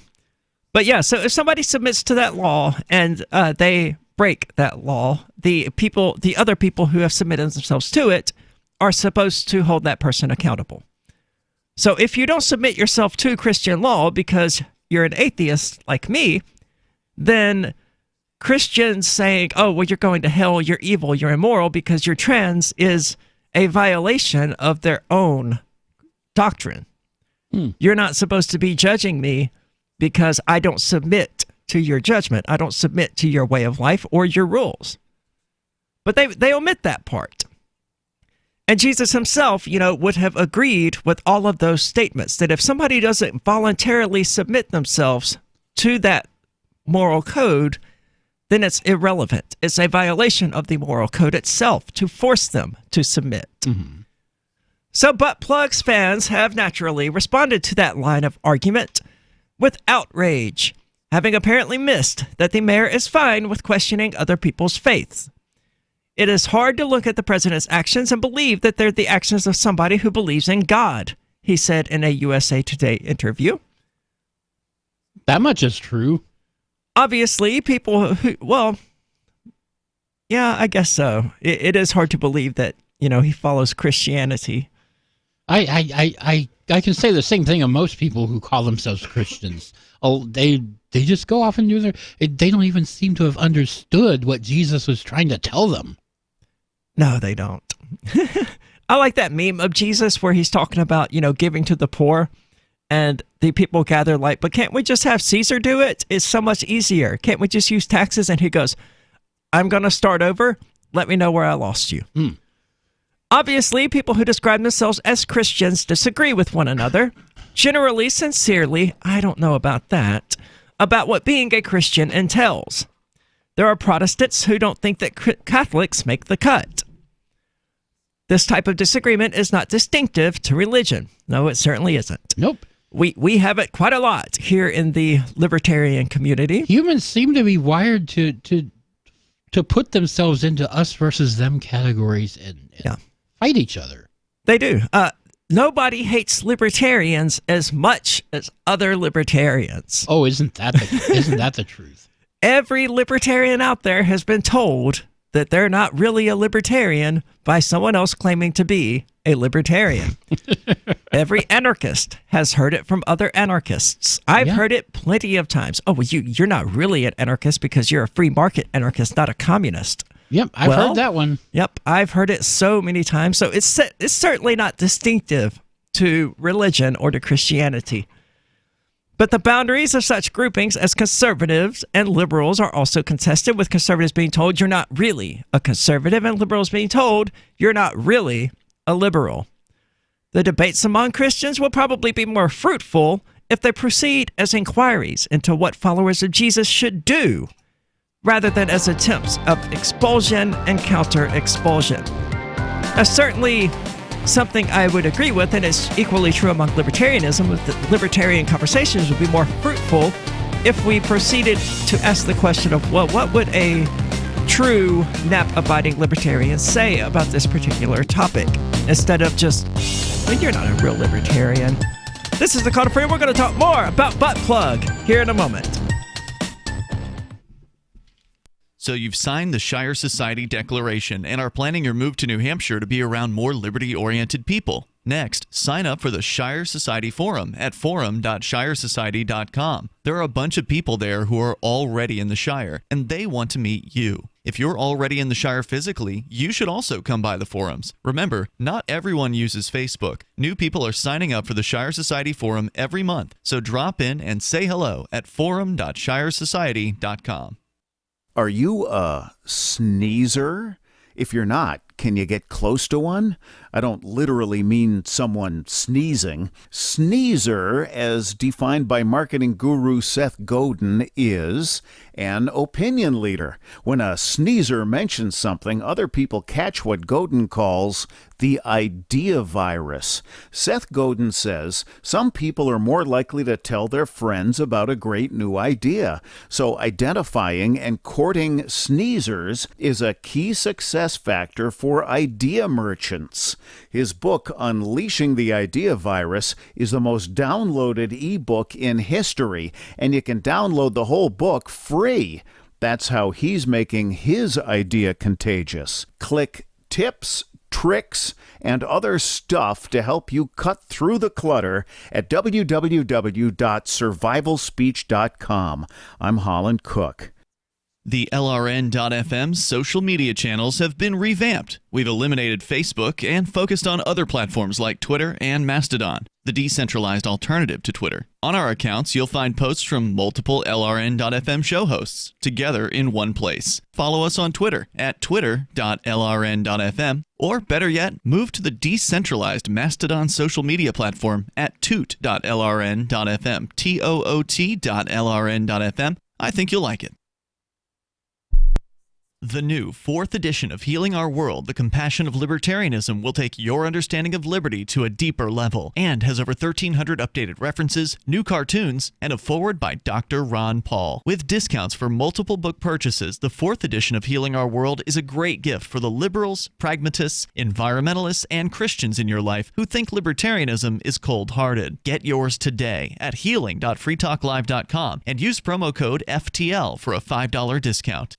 Imagine someone in your community getting in their car, turning on the radio, and hearing the Liberty Radio Network. You can make that vision a reality with your own micro radio station. Visit broadcast.lrn.fm to learn how you can put our programs on the air in your area. You can have LRN.FM running around the clock, and you can even add in your own local shows. Building a radio station is simple, but programming isn't. That's where LRN.FM comes in. Learn more at broadcast.lrn.fm. That's broadcast.lrn.fm. Would you like to hang out with Penn Jillette? He's keynoting Freedom Fest this year. I, for one, am thrilled. Freedom Fest is the largest liberty-oriented gathering in the world. They take a Big Ten approach with libertarians, conservatives, liberals, anarchists, and just open-minded people mingling together to hear real debates, share real solutions, and converse freely. This year's theme is the Wild West, a time of liberty and opportunity, or a time of anarchy and violence. Maybe both. Go to freedomfest.com/FTL and get your tickets now. freedomfest.com/FTL.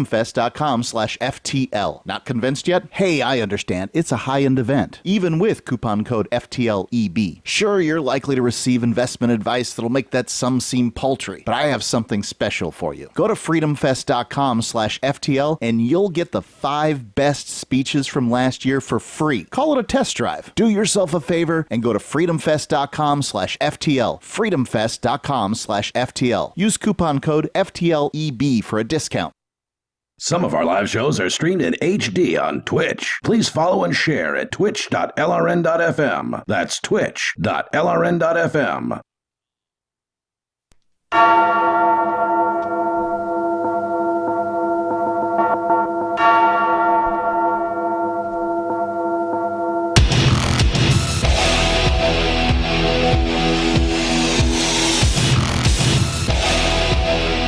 Welcome back. This is the Call to Freedom. You're invited to give us a call at 603-283-6160, or you can use the Discord call-in lines, which you can find at discord.lrn.fm, and join in the chat there, which is currently about someone's gay wallpaper. So, what is a gay wallpaper? Probably pink with flowers and crap on it. That doesn't sound very gay, though. From the trans chick would say that does sound pretty gay. I would categorize that as gay. Like if I walked into a room and it was pink with a bunch of flowers and stuff, and it wasn't a girl's room, I would go, "Yep, this is gay wallpaper." All right.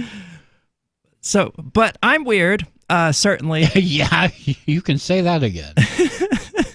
Apparently, the Canadian Frost says that, they don't normally get along with a lot of trans people, but I seem cool. So thanks for that.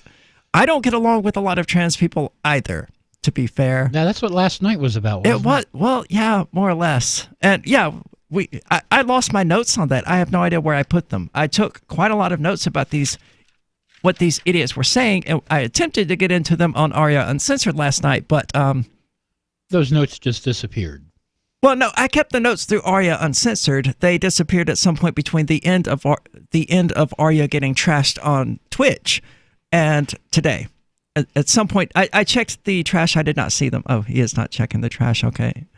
So I don't know where I put those, but it was interesting to hear some of these people talking. What was most fascinating to me was there's so much to go over without having these notes in front of me. I will try to get through this. Was the similarities between all of our stories, where we started out, we knew we were trans, but we ended up repressing it for decades or whatever. And then we started living a double life, where we would be our cis self throughout the day. And then when we got home from work, we would cross-dress, so to speak. And every single one of them said that. And I did that too, right? Because I had to work as a male in Mississippi. So that's what I did. I would go to work as a male. I would come home and I would start putting on makeup and dresses and all of that. And I know, but then, just like with me, every single one of them reached a point where they were like, I'm dropping the double life. So it's very much a transitional process. And I found it interesting that these 5 people from different walks of life all went through that exact same arc and ended up in wildly different places philosophically. Because one of them repeatedly railed on about the patriarchy, like to the extent where the final time she mentioned it that was it for me. I could not take it. Gotta go. If I wasn't filming, Yeah, I felt so bad about leaving you guys there like that. But if I stayed, I was going to end up with the microphone and I was going to end up going off, which is sort of why I was there.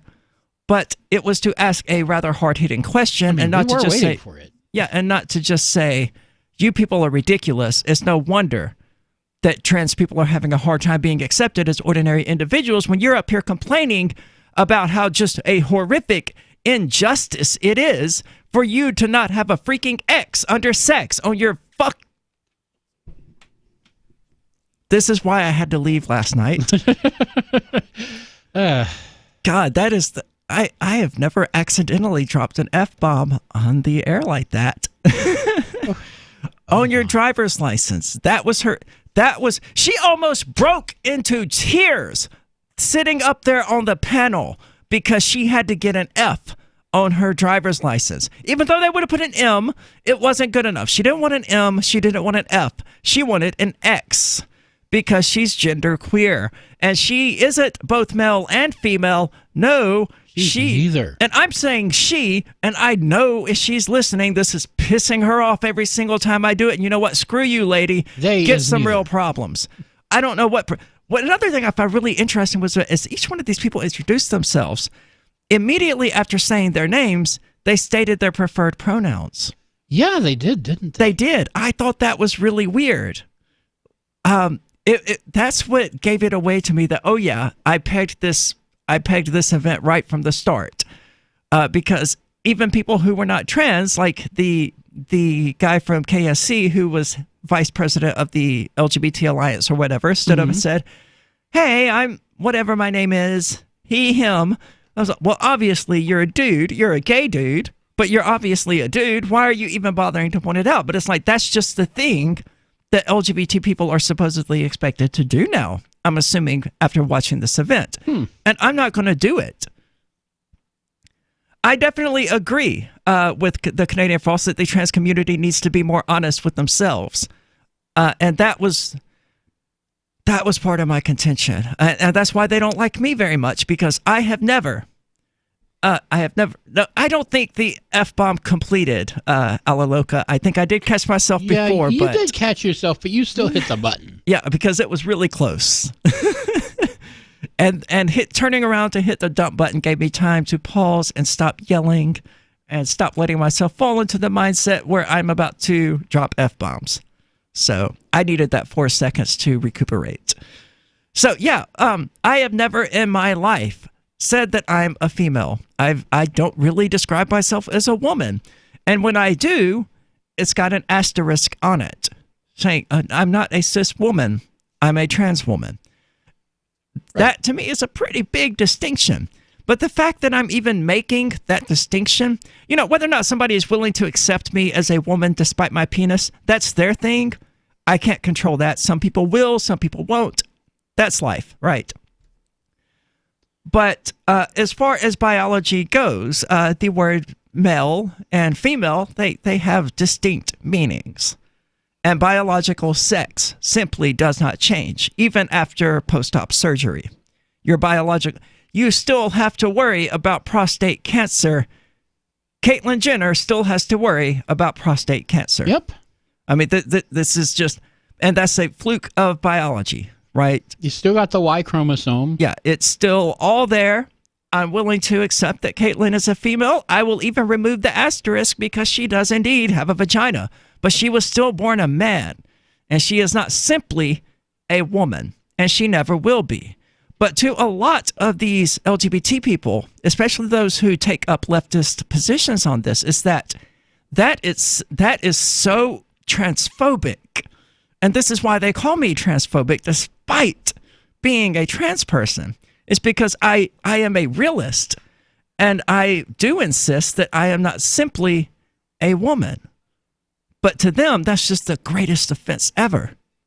To say, oh, are you implying I'm not a real woman? I didn't say anything about the word real. I said simply. You're not simply a woman in the same way that, you know, Janet from the grocery aisle at Hannaford's is a woman. And that really pisses them off. And I don't care. But they had the platform, so I was listening to them last night, and all of this was stuff that I would really like to address with them. I would have loved to have been on the panel. I attempted to be, but they were filled up on trans people. And after seeing it, I totally get why. It has nothing to do with LRN.FM or Call to Freedom or my political positions or anything like that. It's that two of the people there were male to female, one was female to male, and one was genderqueer. Another female to male to female person would have just completely thrown off the balance that they had. So I get that. But that's also assuming that the genderqueer person was female to male. And she was, according to her, female to X. But that was her great tragedy. That was her almost breaking into Pierre's point, is because it's just so personal. It's so difficult. One really amusing thing was the Indian dude. I assume he looked like he was from India. Right. Yeah, he walked in a little late, yeah. Yeah, I assume he was from India, having met Indians and know Indians. I don't take any issue with them being from India. He came in and he said some really weird stuff. Like, among his questions was the statement that, you know, you don't have to be trans to have some effeminate features, like being able to listen really well. What's feminine about listening? Anyone can do that. I don't know, but I thought it was really funny. I caught it, and I didn't think anybody else did, because he immediately ended up asking a question about gender-neutral babies, which was the only sort of political question that was asked at the event. Mm-hmm. And it's related, not related, but it's... My question was also one of those hard-hitting ones, but everyone else was asking about the personal experience of these people, which I was not interested in. I've got these personal experiences myself. I talked about them in my book, Dancing and Hellfire. I'm not particularly shy about them. We don't talk about them here on the show because that's not what the show is about. But I'm not shy about them. There are things that happen, but because of all of that, I really don't have any inclination to listen to the past of another trans person. But this is a call to freedom. We're going to talk about more of this, so don't go anywhere. Don't you hate that feeling in the pit of your stomach when the police pull you over? Most people have no idea how to handle it properly, and they promptly get fed into the municipal fee-generating meat grinder. Or maybe you recall that feeling you get when you go to the mailbox and see one or more letters from the IRS. You get a sense of impending doom, don't you? So let me ask you, If you could learn how to use the law to beat the IRS, traffic tickets, almost any courtroom scenario, collectors, credit card debt, and even mortgage debt because of fraud perpetrated against you, would that be worth knowing about? Don't laugh. Investigate. Check out the life-changing benefits of the Lighthouse Law Club at their website, lighthouselaw.club. That's lighthouselaw.club. And while you're at it, visit the Lighthouse Law Club YouTube channel. You might be in for a pleasant surprise. Did you know we've taken our LRN.FM telephone listen line to a new level with the LRN.FM audio on demand line? Now you can call 712-770-8447 anytime and listen to LRN.FM's live feed. And you can listen to a bunch of our original shows on demand. Long distance fees may apply. Just dial 712-770-8447 and choose from the menu. 712-770-8447. Cell 411 is a free app for Android and iOS that replaces government-controlled 911. Cell 411 allows you to preset a group of friends or private organizations to show up in any emergency. Cell 411 is a nightmare for the state because it proves their so-called services aren't needed. Cell 411 has had thousands of installs, and of course it's covered by the BIPCOT no government license. Cell 411 because your friends won't shoot you when you're in trouble. Without the government, who would build the emergency services? You and Cell 411. Get it today at getcell411.com. More of the Call to Freedom is coming up next, live after the news on the Liberty Radio Network at LRN.FM. This is the Liberty Beat, your daily source for liberty news and activist updates. Produced in partnership with SNLS News and listeners like you. Online at libertybeat.news and snls.news. I'm Mick Murrow with your latest edition of the Liberty Beat. Gold is trading at $1,276. Silver at $15, and Bitcoin is trading around $5,211. Today's prices are brought to you by InnoScale. Take off with Managed Cloud. Looking for a safe, secure way to store your important files online? Let InnoScale handle it for you. Their high availability cloud servers are the perfect solution for clients needing one or more secure, scalable servers with built-in hardware failover protection. For details, see them online at innoscale.net. In the news, U.S. President Donald Trump on Tuesday vetoed a bill passed by Congress to end U.S. military assistance to Saudi Arabia for its war in Yemen. The U.S. provides billions of dollars of sophisticated weapons to the Saudi-led coalition. Members of Congress, led mostly by U.S. Senator Bernie Sanders, have expressed outrage over the thousands of civilians killed in coalition airstrikes since the conflict began. Minpress News reports the fighting in the Arab world's poorest country has left millions suffering from food and medical care shortages and has pushed the country to the brink of famine. Responding to Trump's veto, the Norwegian Refugee Council said that if Trump was truly concerned about civilian life, he would ensure that the U.S.-supported Saudi-led coalition stop breaking the laws of war and depriving millions of Yemenis of life-saving assistance, and that the United States is deepening and prolonging the crisis, and civilians are paying the price. The Liberty Beat is sponsored in part by Brave Botanicals, high-quality kratom and CBD at reasonable prices, with excellent customer service. Brave Botanicals is activist-owned and mission-driven, fighting for your right to consume plant-based medicine and natural remedies. Find out more at mybravebotanicals.com. And right now, Liberty Beat listeners can save 10% by using promo code SNLS at checkout. This is the latest edition of the Liberty Beat. Find us online at libertybeat.news and snls.news. Your news now continues. The government of Ecuador claims that the country has come under a broad and concerted cyber attack, with approximately 40 million attempts to compromise web portals connected to public institutions ever since the controversial decision to allow UK police to forcibly remove WikiLeaks founder Julian Assange from their London embassy. Activist Post reports that Deputy Minister of Information and Communication Technologies, Patricio Real, told reporters that the wave of attacks began shortly after last Thursday's arrest of Assange by British authorities. Real said the attacks principally come from the United States, Brazil, Holland, Germany, Romania, France, Austria, and the United Kingdom, and also from Ecuador.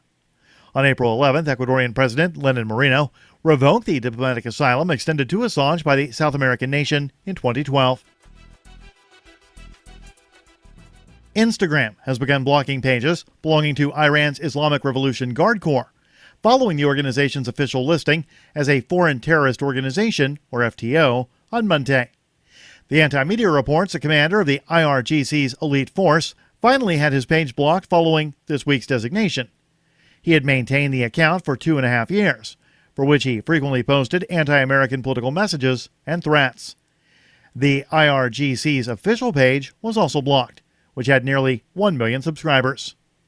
Instagram had never previously moved to permanently shut down Commander Soleimani's account, despite him being individually designated as a foreign terrorist by the U.S. Treasury back in 2011, although it had been temporarily blocked several times in the past for violating the platform's rules. Among a number of prior threatening images, last year posted an artistic rendering of himself standing in front of the White House, depicted as being on fire after an explosion.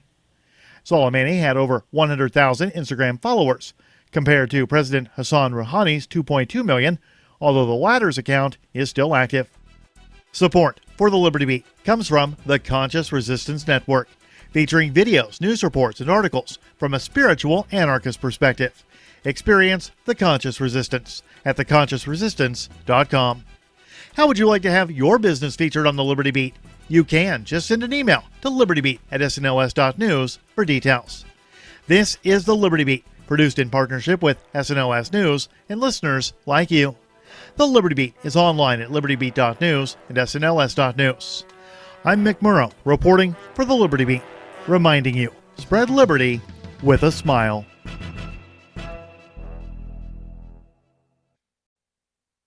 Bruce Springsteen completed his new sci-fi concept album Red Dust, which explores the lives of struggling 23rd century carbonite miners on Mars. The 14 tracks on the album address a range of everyday trials and tragedies faced by blue-collar Martian men, simply trying to put food on the table for their embryonically harvested juvenile clones while living under the hypocrisies of a corrupt planetary federation. In business, top financial experts have indicated that any hope of recovery for the struggling U.S. economy rests solely on Spokane, Washington resident Bill Laughlin, who is currently browsing the power tools section at Sears. At 10:10 this morning, Laughlin investigated a scroll saw which sent stocks soaring nearly 300 points. 15 minutes later, with Laughlin straying away to try on sunglasses, Congress called an emergency joint session to offer Sears tax breaks in exchange for sending an experienced salesman over to help.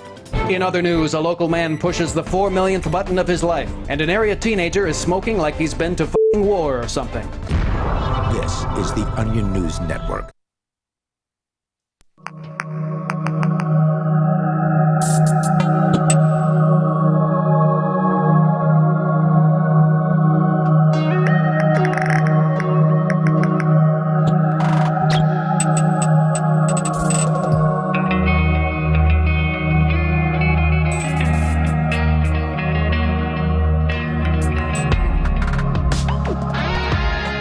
Welcome back. This is The Call to Freedom. I'm your host, as always, Aria Metso, joined in the studio today by Michael Hampton. And we're finally getting into the ACLU event. That was how I tagged the videos on Twitch, DLive, and YouTube, because it's something that I really want to discuss. And intended to last night, but got drunk and sidetracked, as that tends to go. Plus, we started getting calls, and we ended up talking about licking anuses, and Aria Uncensored is a wild show. It's so much like something from Howard Stern. It really is. I was watching part of it today. It could almost be on Howard Stern's show. Not that it's entertaining or anything like that. I think it is. I think it's more entertaining because it's got me. But that's my personal opinion. So we didn't get to the topic last night, and of course I don't have my notes now because I was drunk, and there's no telling what I actually did with them once we were finished with Aria Uncensored. But I don't know. I left at the point where the guy asked the question about this trend we're seeing now of parents to raise children, babies, without imposing one particular gender on them. Oh, yeah, he did ask about that, didn't he? He did. And that was the gender neutral babies that, people that he was referring to. It's this idea that just because somebody is born a male or female doesn't mean you need to immediately shove Barbie dolls or G.I. Joes at them. and you just sort of let them define themselves based on their own personal interests and inclinations. It seems reasonable, so what's wrong with it? I don't think there's anything wrong with it, but the approach that these people have with it is problematic. Like the woman who finally made me leave in her rants about the patriarchy or whatever, she ended up saying something like gender is a box, right? And when somebody is born, we place them either into the male box or in the female box. But in the case of trans people, what's ultimately happening is that they were placed into the male box or the female box. They don't want to escape the boxes. They don't want to eliminate the boxes. They want to move from one box to the other box. That doesn't fix the box problem. Yeah, right. Well, is gender a problem? Is the existence of gender a problem?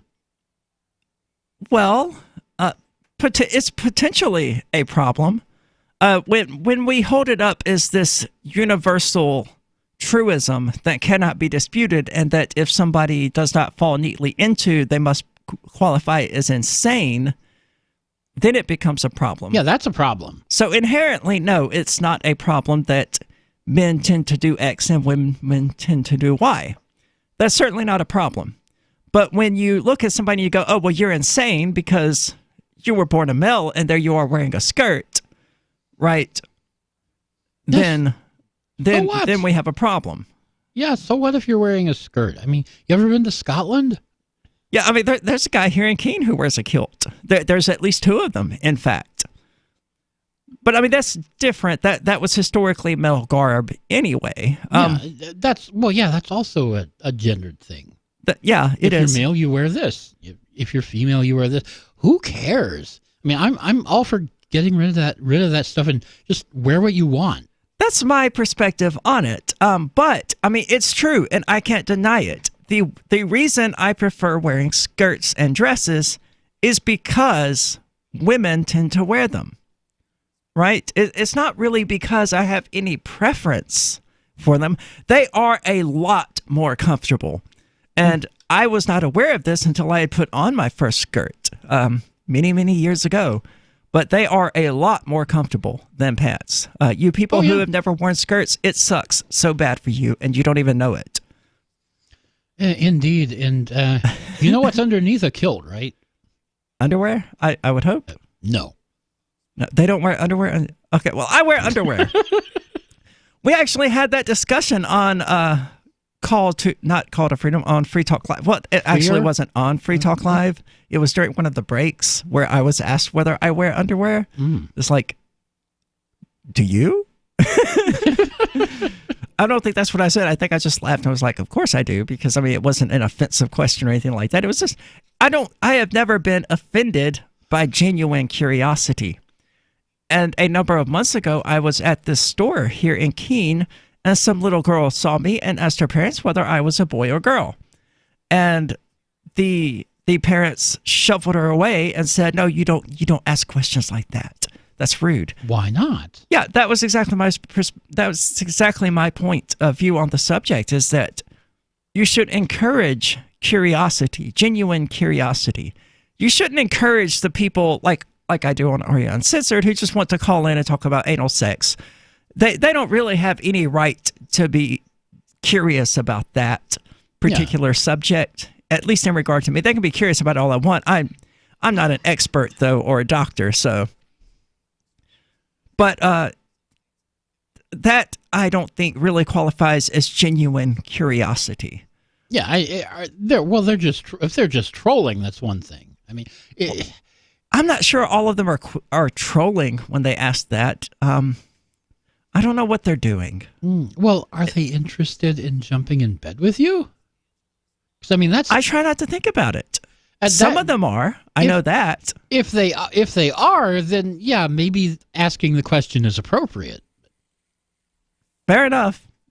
It's still not a topic that you should ask of a trans person. Like if some little girl sees a trans person, they shouldn't ask their parents whether or not that person does anal. I would say. God.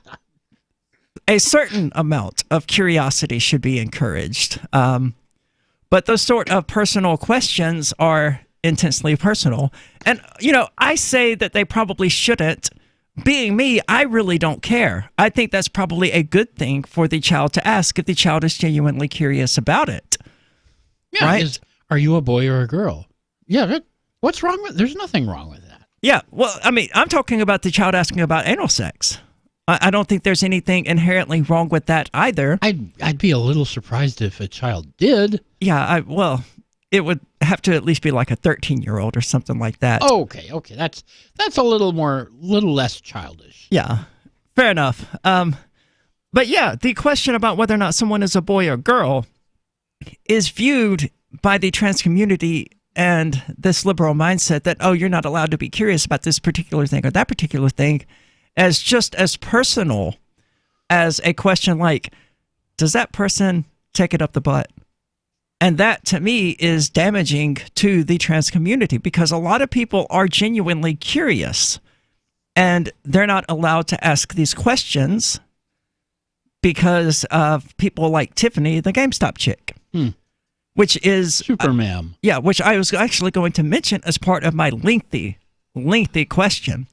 That, this mentality that a trans person is only valid when they're validated by others, which was the position that every single one of them, with the possible exception of Liam, the female-to-male person who was there, every single one of them took that position and stated at some point that they felt like lesser people because the state wouldn't validate them. Or because... God, if you need validation from the state, you are messed up. Yeah, or because a spouse or a girlfriend wouldn't validate them. Or because their father wouldn't validate them, or all of that. And it's like, that sort of mindset where you're allowing other people to validate you, it's dangerous, it's stupid, and it's risky. Because if you're letting other people validate you, then by extension, you're allowing other people to invalidate you. Yeah, and manipulate you and control you and decide what you're going to be. Yeah. Well, to an extent, they do that. If it's someone that you are in a relationship with like that and you're trying to please them or be what they make them happy or whatever, then yeah, if you're seeking their validation, then yeah, they may be able to control you. Well, I mean, most of them end up leaving those sorts of relationships in the end. They don't stick around. While they're in them, it gets messy. It does. It does indeed. I've been there as well. This is the Call to Freedom. We're going to get a little bit deeper into this topic, and then we're going to move on. So don't go anywhere. This is the Call to Freedom.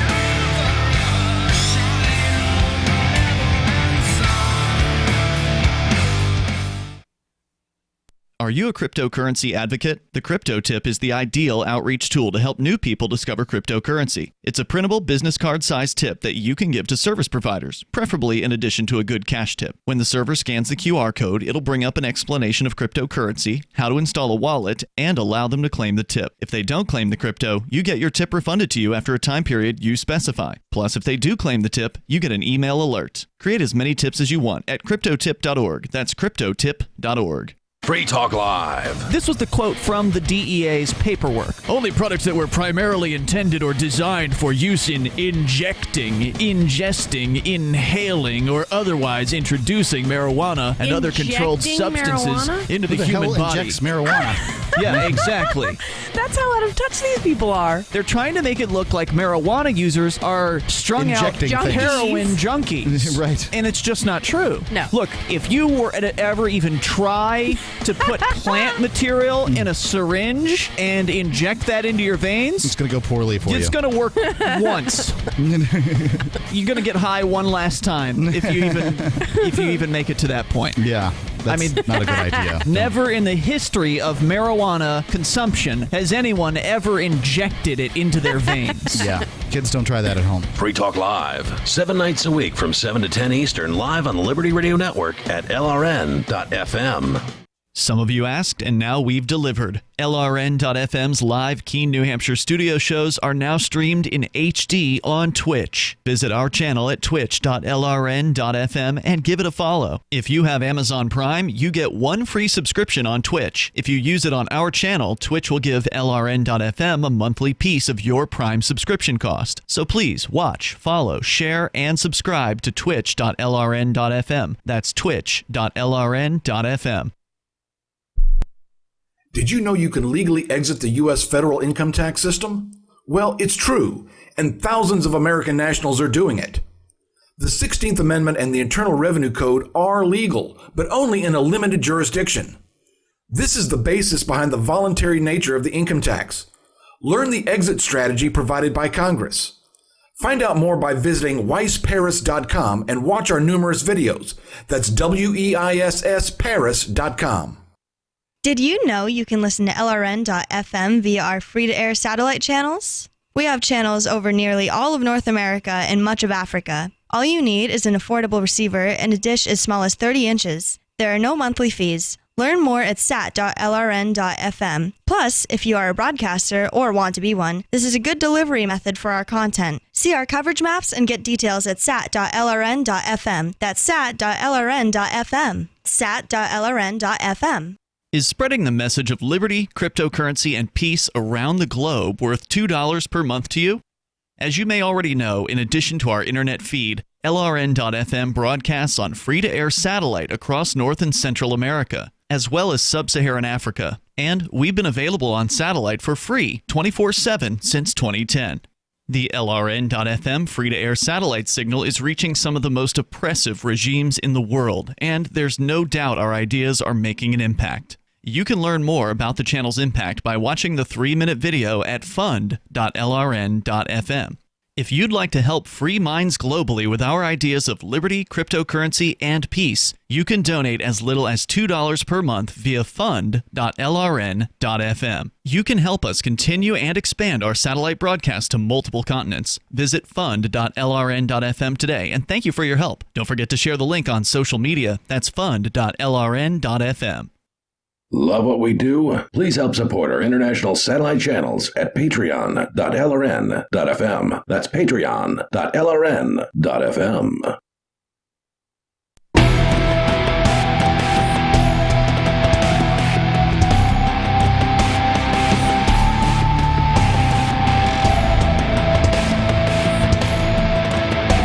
Welcome back. This is the Call to Freedom.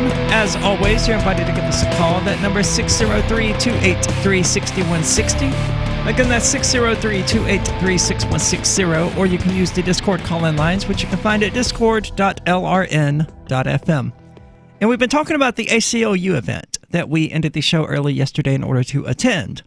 But they bristled when asked this question about gender-neutral babies, to the extent where they were visibly uncomfortable talking about a political subject. I think one of them even said, you might as well ask us about abortion or something like that. Because they did say that. Yeah, because it's such a hot topic, right? I don't necessarily agree, but they were visibly uncomfortable with the subject matter. And I think that's probably not... It was not a good sign. No, it was not a good sign for the question I intended to ask, which is that when you allow other people to validate you, you necessarily make yourself vulnerable to allowing them to invalidate you. And that's how you end up with people like Tiffany at GameStop flipping out because somebody called her a male or a guy or whatever, because she's so used to being validated by other people or to holding herself at the mercy of other people, that somebody did it in a way that she didn't like.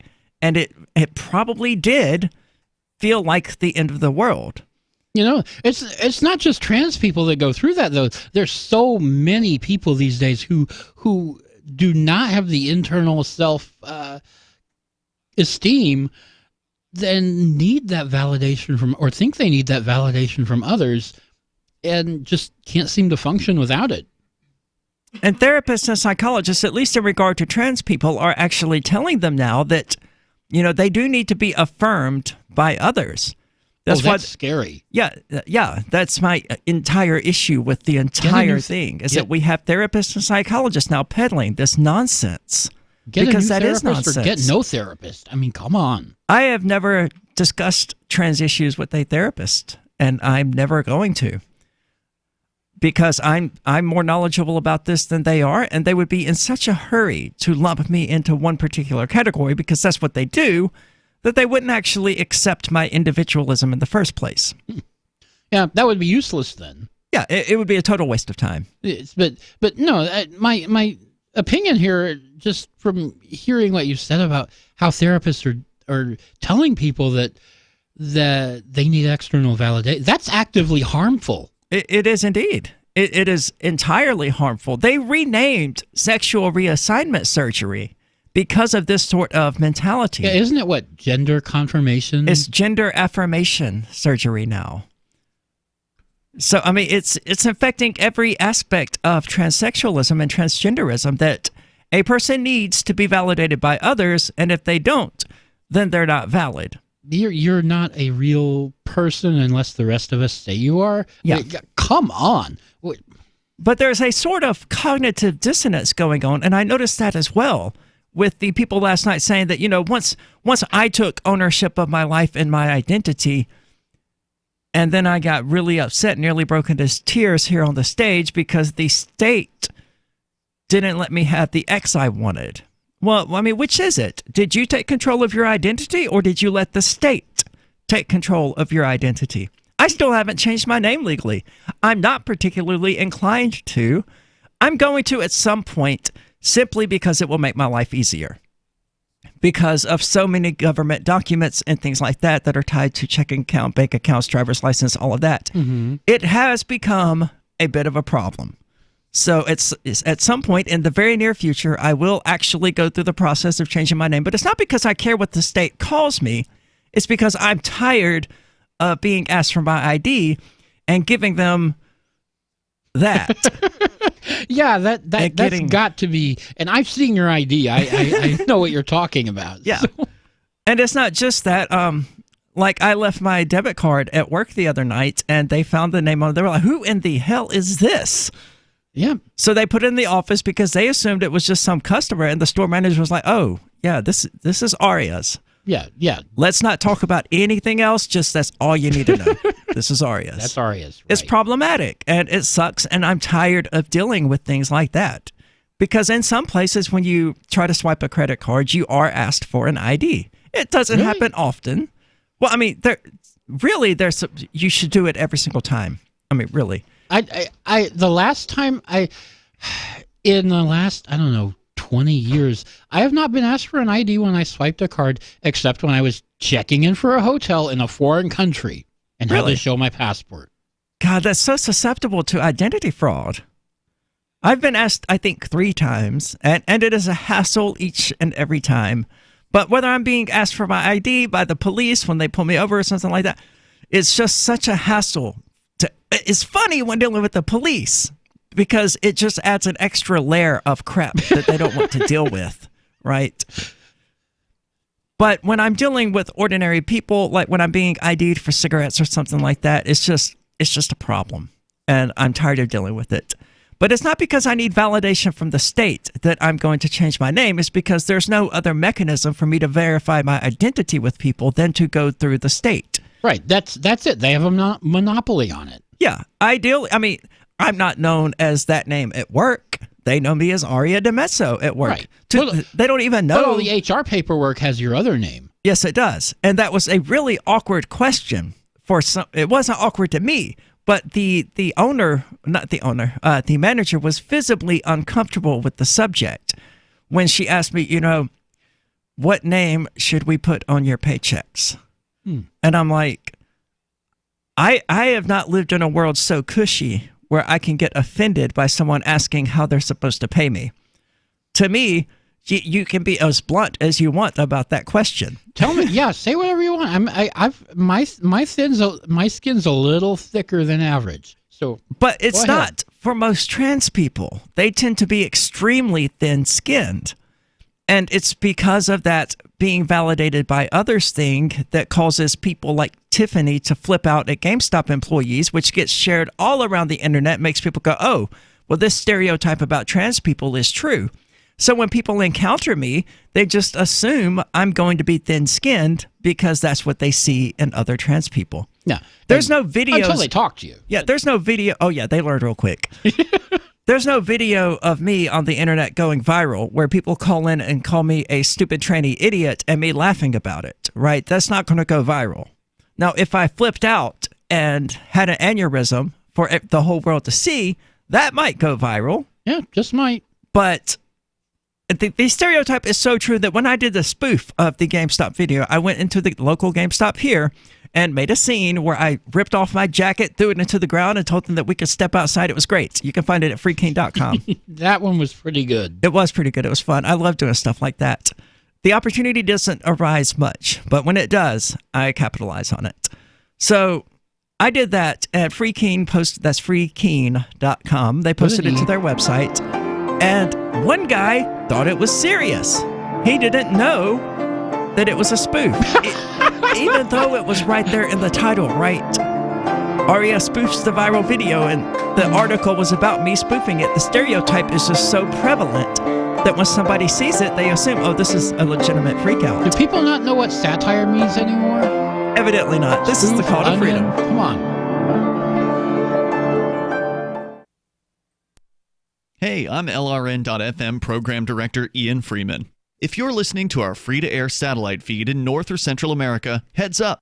We've been on the Galaxy 19 satellite since 2010, but now our satellite provider is moving LRN.FM to a new channel on a different transponder. The current channel will stay on the air until the end of May to give you time to transition without any loss of service, so don't delay. I've posted the new channel details at sat.lrn.fm, but in case you're listening with no internet access, if you do a blind scan on your receiver, you should see the new channel at transponder 6, 11.8425 GHz, horizontal polarization, symbol rate 22,000, FEC 3/4. All that information is at sat.lrn.fm, as well as a link to our Patreon, where you can support our channels for just $2 a month. Visit sat.lrn.fm for more information about our international satellite channels, and thanks for listening to LRN.fm. My name is Jacob Hornberger. I'm president of the Future of Freedom Foundation, which Congressman Ron Paul awarded for having an outstanding freedom website. Write us at fff@fff.org, and we'll send you a free 3-month subscription to our monthly journal of libertarian essays and our booklet, Economic Liberty in the Constitution, which George Mason University economics professor Walter Williams praised in a recent column. That's fff@fff.org. I've been told no in many different ways. I give you an order and you're going to obey it. George, you can go this way. You can do that and you have to leave here. You cannot bring signs into the rally. Walk with me. Well, I'm comfortable here, actually. Whoa, Hey, who do you think you are? Excuse me. There is no video and audio allowed in this office. No, I have work today. You ain't gonna make it. Wait a minute. Hey! Oh my God! Unbelievable! Why are you running from me? Because you scared me. What am I being detained for? You're being served. What is this? You're being served. What is this? Bureaucrats have a funny way of telling people no. That's the sound of the men working on the chain. Derek J's Victimless Crime Spree. Watch it for free and order the Director's Cut DVD at victimlesscrimespree.com. Now that you've found the Liberty Radio Network at LRN.FM, you may want to help expose others to our great programs. To assist you in doing so, you'll find resources at promote.lrn.fm, including details on how to get a free bumper sticker, quarter-page flyers you can print out and distribute, banners for your website, as well as files that will allow you to make your own custom banners and graphics. Visit promote.lrn.fm and help bring new listeners to the Liberty Radio Network. That's promote.lrn.fm. On Free Talk Live, we're bringing people to the ideas of liberty every day. From wrestling superstars like Glenn Jacobs. You guys really are having an impact, I believe. Like I said, a lot of where I am now is due to listening to Free Talk Live. You changed my mind on some very important issues years ago. To random people tuning in on the radio. I was kind of stuck in the left-right paradigm. I heard your show by chance on a Saturday night. From there, I went on, joined the Free State Project, and become an amplifier. So, I mean, that's really the reason why I amp is because I know that if it wasn't for you guys being on as many stations as you are, I never would have found the ideas of liberty. Your amp will directly change more lives by getting Free Talk Live in front of people looking for talk radio online and on the air. When you AMP Free Talk Live, you get perks like access to the AMP-only Facebook group and AMP podcast. Visit amp.freetalklive.com. Now you can follow LRN.FM on the decentralized Mastodon social media platform at toot.lrn.fm, toot.lrn.fm.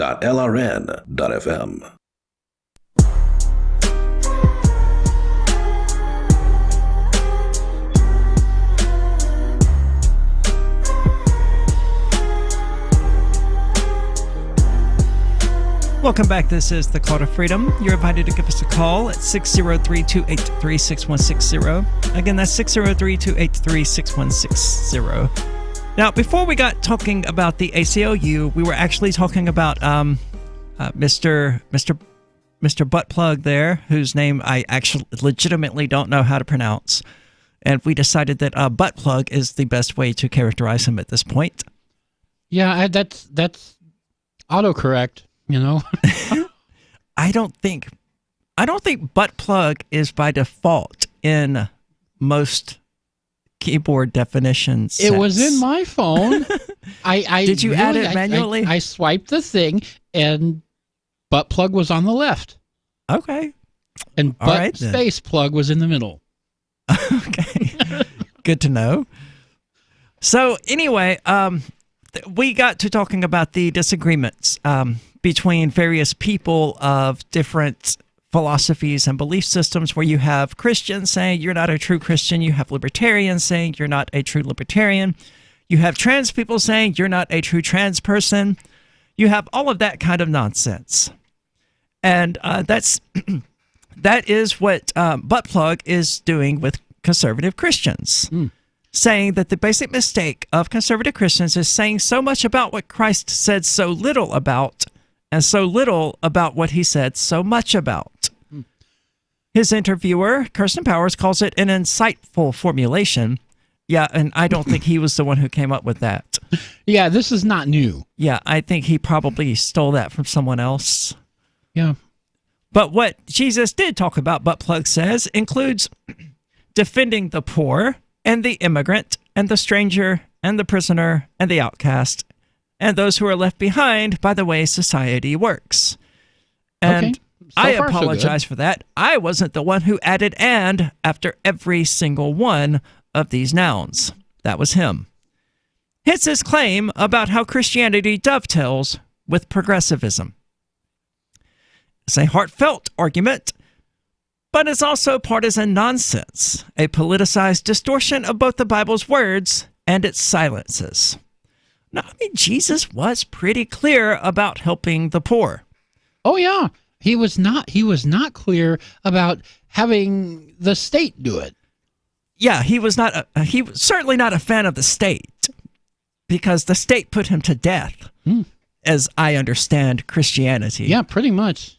But to see what's wrong with it, they go on. Isn't it just a justification, though? I mean, like, whatever the philosophy is that one gleans from the Bible, the Bible's simply the justification for whatever your particular social values and norms are. Yeah, I've heard it said you can find anything you want to justify whatever. I mean, if Jesus were the Son of God and therefore should be listened, and by the way, Son of God meaning God, right? Like God telling God what God we talked says, about that right? the other day. Yeah, it's good stuff. If this were so, then Jesus probably would have popped in and said, while he was defending the poor, the prisoner, the downtrodden, and stuff like that, "Oh, by the way, ladies and gentlemen, slavery's reprehensible." You would hope so. And taxes are theft. But instead, Paul says when in the New Testament that slaves should obey their masters. It's Paul. I'm of the opinion that Paul wasn't Jesus. Right. I'm of the opinion Jesus could have said that, right? Like, God could have showed up on the planet for 33 years. Had God shown up and had God been a he, God might have written something down. You would hope. That would really be nice of God to have done that. It would. And God would have perhaps said some of the things that, said more definitively some of the things like, wash your hands after you poop, right? Like some really good advice, rather than just sort of putting out there the standard liberal line of the time. And I'll agree with you. Jesus was a liberal by the standards that were going on. So I guess it's no surprise that conservatives today have adopted what was liberal at one point to some extent as their own, and they just say, this is us, and this is what we believe, and these kind of things. I mean, that conservatives of all types of religions kind of do the things that conservatives in America do. I mean, they're very similar, right? Conservative we've Muslims. had Muslim theocrats here on the show talking about how I should be stoned to death for being trans. Right. That's a little less generous, I think, than modern conservative Christians would say, right? They probably wouldn't go so far as stoning you to death, but they'd be like, you need to stop your behavior and act right. Because they missed the part where Christian law only applies to you if you submit yourself to it. And I think that's true around the world for all conservatives of all sort of religious nature. I don't know if there is a conservative who's not actually religious. I don't know if you actually can be conservative without being religious, personally. Now, would that be because of the because it's demonstrable that society by and large has trended toward liberalization or progressivism? And simultaneously, it depends on the form of progressivism, but okay. Tolerance, acceptance, and openness is what I would characterize them as. But at the same time, we have simultaneously moved towards secularism. I think that the openness and tolerance thing, to some extent, society has trended towards economic liberalism, but not towards social liberalism. I think that the pendulum swings for this. I mean, there were times when they would have, homosexual orgies in Rome, and then, 500 years later, they're burning y'all again. Well, that was before the rise of Christianity. Wasn't it? Well, I mean, but the religious Romans were the way that the religious Romans were up to that point. There's plenty of societies where currently today it's not very meaningful to be gay. Like nobody really cares if you're gay or not. Like there's no stigma or anything like that. Well, in many parts. There are in rural parts. That's why you have things like bud sex and things like that, where these people who engage in homosexual behaviors refuse to use those terms because they don't want to associate themselves with the stigma surrounding it. All right. I mean, I guess they don't have any particular reason to. Why should they necessarily take on the banner of we're here and we're queer, right? Like it is like all they want to do is satisfy their urges. Yeah. So big deal. I would tend to agree if, for the most part, it wasn't those very same people who are, perpetuating those stereotypes and stigmas in the first place. That is that understood. And in a lot of cases, they're some of the loudest voices. I really don't know how to address that particular aspect of it. I used to be of that sort, right? When I was in prison, it was bad to be gay. And so therefore, I didn't do that because I don't want to be subject to whatever the problems are. Did I trumpet it loudly? Not particularly, because I had people, friends that had participated in this stuff, and I wasn't going to be the one to cast the stones at them. But I'm like, this is not the system for getting out of here as quickly as you could. Sort of like the way I always approach these things is I'm a sort of practically based, and life is hard enough without bright red hair and tattoos and wearing a skirt, right? Like, that just makes it harder. Why would you do that to yourself? But, hey, it's your life, not mine. And you don't care about my advice, or you shouldn't. Fair enough. It does make it harder. And prison is certainly, if you were going to take a stand on LGBTQ equality or rights or however people would like to phrase it, prison would not be the smartest place to make that There case. are those that did. Really? Punks, like out punks, is what we called them. And so they'd wear their uniform tight on their fannies as much as they possibly could. They'd sneak makeup in and wear it, Were they not attacked fairly often? By whom? By inmates? Yeah. Almost never. Really? No, they comported themselves as women. And they also had a certain number of people that were sort of on their side that had somebody attack them, that they might very well face retribution. Interesting. That's generally not the horror stories that we're told about at least American prisons. So it's fascinating to learn that they're not as intensely violent against homosexuals. They might try to turn you homosexual. Once you're there, why be violent? Oh, this is the Call to Freedom. Don't go anywhere. We'll be back with more of this in just a moment. There are basically two types of advertising, direct response and branding. Radio's great for direct response with its low cost to listener ratio, but audio can't be beat for branding, which is a longer term endeavor. You want to be the first thing that someone thinks of when they think about your product or service. If you have a local business that you want kept top of mind in your community, call the station. If you need national reach, Free Talk Live's got around 200 radio stations, millions of monthly listening sessions, can suit all budgets, and if we don't think we're right for you, we'll tell you. Email me, mark@freetalklive.com. The Free State Project has reached its goal of 20,000 liberty lovers who've pledged to move to New Hampshire and get active to achieve liberty in our lifetime. Perhaps you're trying to figure out what part of New Hampshire should be your destination.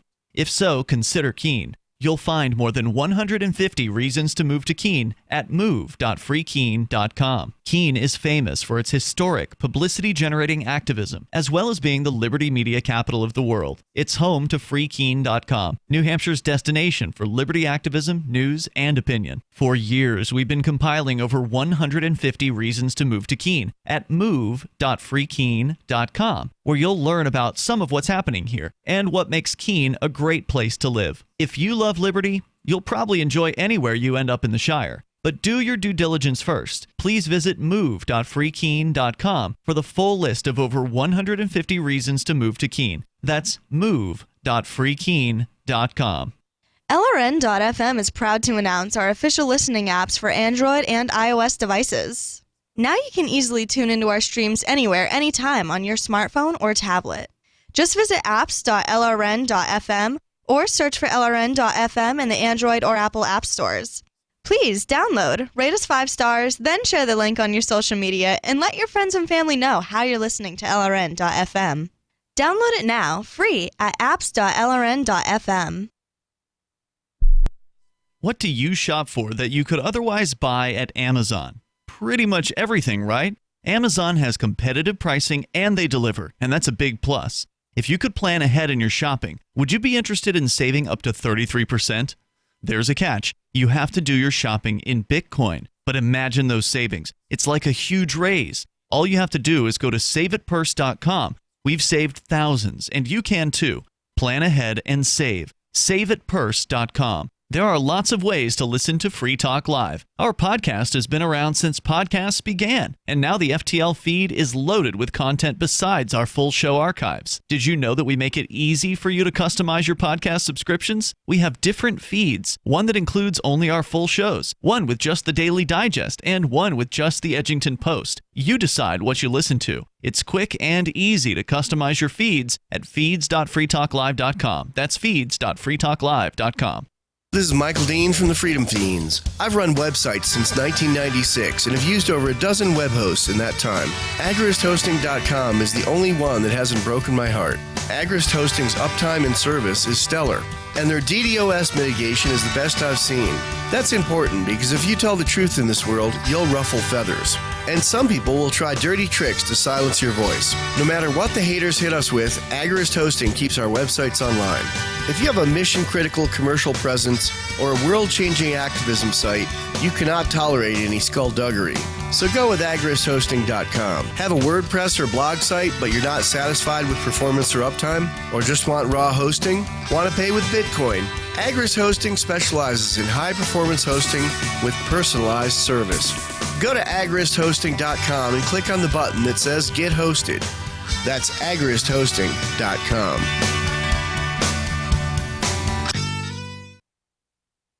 This is the Liberty Radio Network, broadcasting the latest liberty-oriented audio content 24 hours a day at LRN.FM.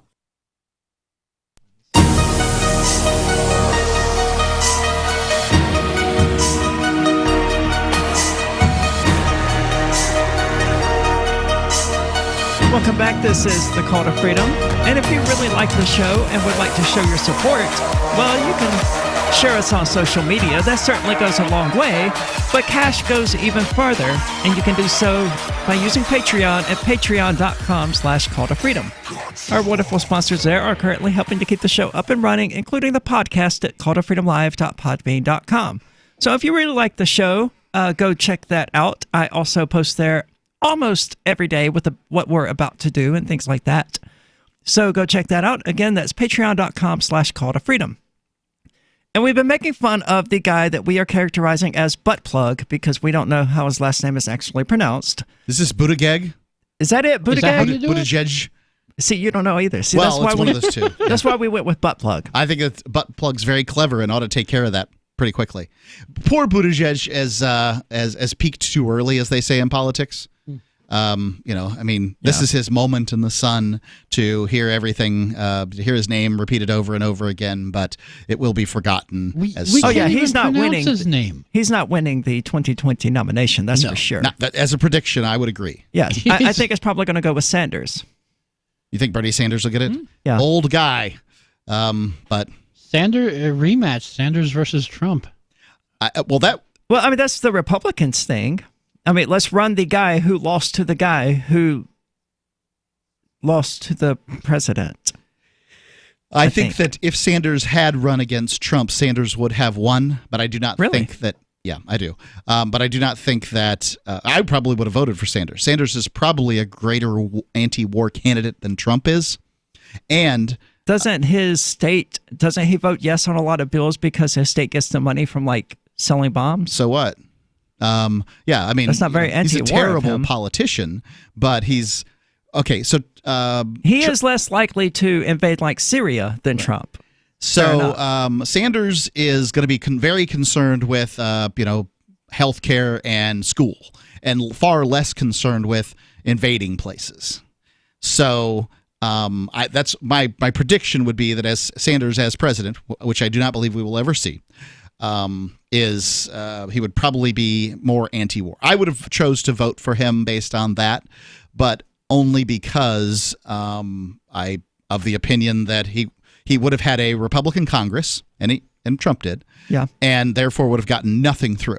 See, the Republicans in Congress don't know they know exactly what to do with Bernie Sanders. Hell no. Yeah. Right? Bernie Sanders has never gotten a bill through, I don't think, ever.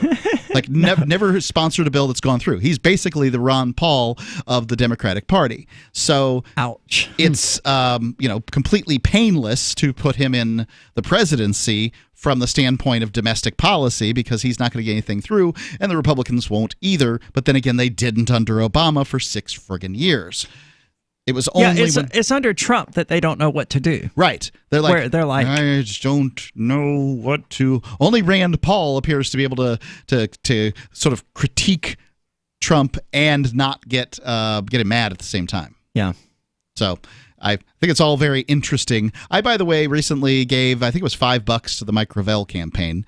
Right now, the Democrats, the way their debates are set up, at least early on, is they have to get 65,000 donations in order to be eligible for the debates. And that's the only criteria from what I can tell. So if you run around and give $1 to everybody who says they're running for the Democratic nomination, then you're going to have a stage with 25 people on it, which I consider only to be a plus.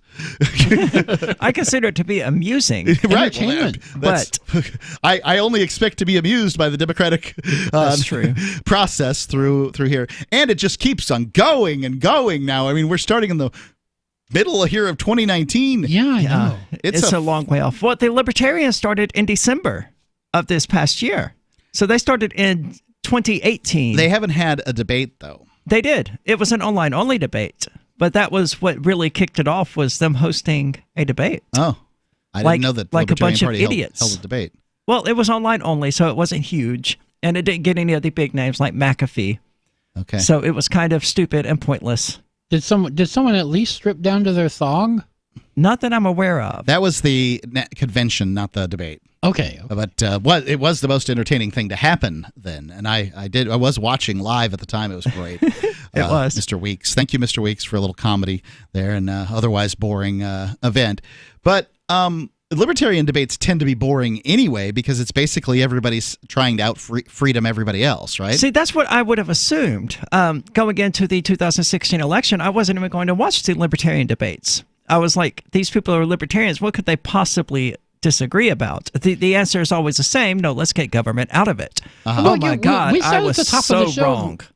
Because you have people like Gary Johnson who don't give a crap about the NAP. You have people like Austin Peterson who are openly hostile to the NAP. Non-aggression principle. Right. Yeah. The only one up there who actually took libertarian positions was John McAfee. So, of course, he instantly had my support. But I like McAfee just for the lulz. I'm in it for the those lulz. are good, too. But I certainly assumed that, getting 3 libertarians on a debate stage would just be having 3 John McAfees going back and forth. Apparently not. I was definitely wrong. So usually when you see the libertarian debate earlier on, they're paring down between the more and less statist versions, right? Like, so you'll have a Darrell W. Perry in there who's, no government, nothing, nada. And you'll have a Gary Johnson who's like, well, when I was Republican governor, I vetoed a lot of stuff. And, I like Gary Johnson. I think he's certainly a better choice. He's who I voted for president in 2016. But, I voted for McAfee. Well, McAfee didn't have a chance of putting together the electoral votes. No, he didn't. I will only choose to if I'm going to go vote, I'm only going to go vote for somebody who could possibly, statistically win. And McAfee was a statistical impossibility. Definitely, yeah. And Gary Johnson was just a exceedingly long shot, but he was statistically possible. For me, with Gary Johnson, it was basically about sending the message to America that, hey, there's another party out here you could be voting for, and that it's worthwhile to me to some extent. Bill Weld is out there talking about the 2 parties now. He's evidently completely forgotten about the Libertarian Party that took him in stupidly in 2016. Didn't he say he was going to be a libertarian forever? He did. But so did Gary Johnson, and he attempted to seek the GOP nomination himself in 2016. Well, of course. Lost very early. Yeah, it was 2012, wasn't it? I thought it was both. Was it both? I thought it was. I don't know if that's... It was at least 2012. When I said 2016, certainly. It was under the belief that it was both. It may not have been both. He ran as the Senate possibility out of New Mexico. Gary Johnson seems to have stuck libertarian better than Bill Weld did. That's true. Yeah, Gary Johnson certainly did not go on national TV and endorse Hillary Clinton like Bill Weld did. Weld. But I still don't think any of it's going to matter. Weld is going to lose to Trump. I can't imagine any other outcome. I mean, Weld is running a protest campaign, which is all fine and dandy, but I would think that it would be a mistake of the Libertarian Party to allow him to return and then nominate him as the president. I think they will allow him to return. I think they will welcome him back with open arms. Okay. Yeah. And it's going to be the final. I've long since been disassociated with the Libertarian Party. But that would absolutely be the final straw for me if I wasn't already. It's like, this dude swore fealty to you, then abandoned you to return to his old friends. They didn't invite him back. It certainly lines the Libertarian Party up for an unfortunate situation, which is to be the Republican light party. Yeah, and we have no real common ground with the Republicans.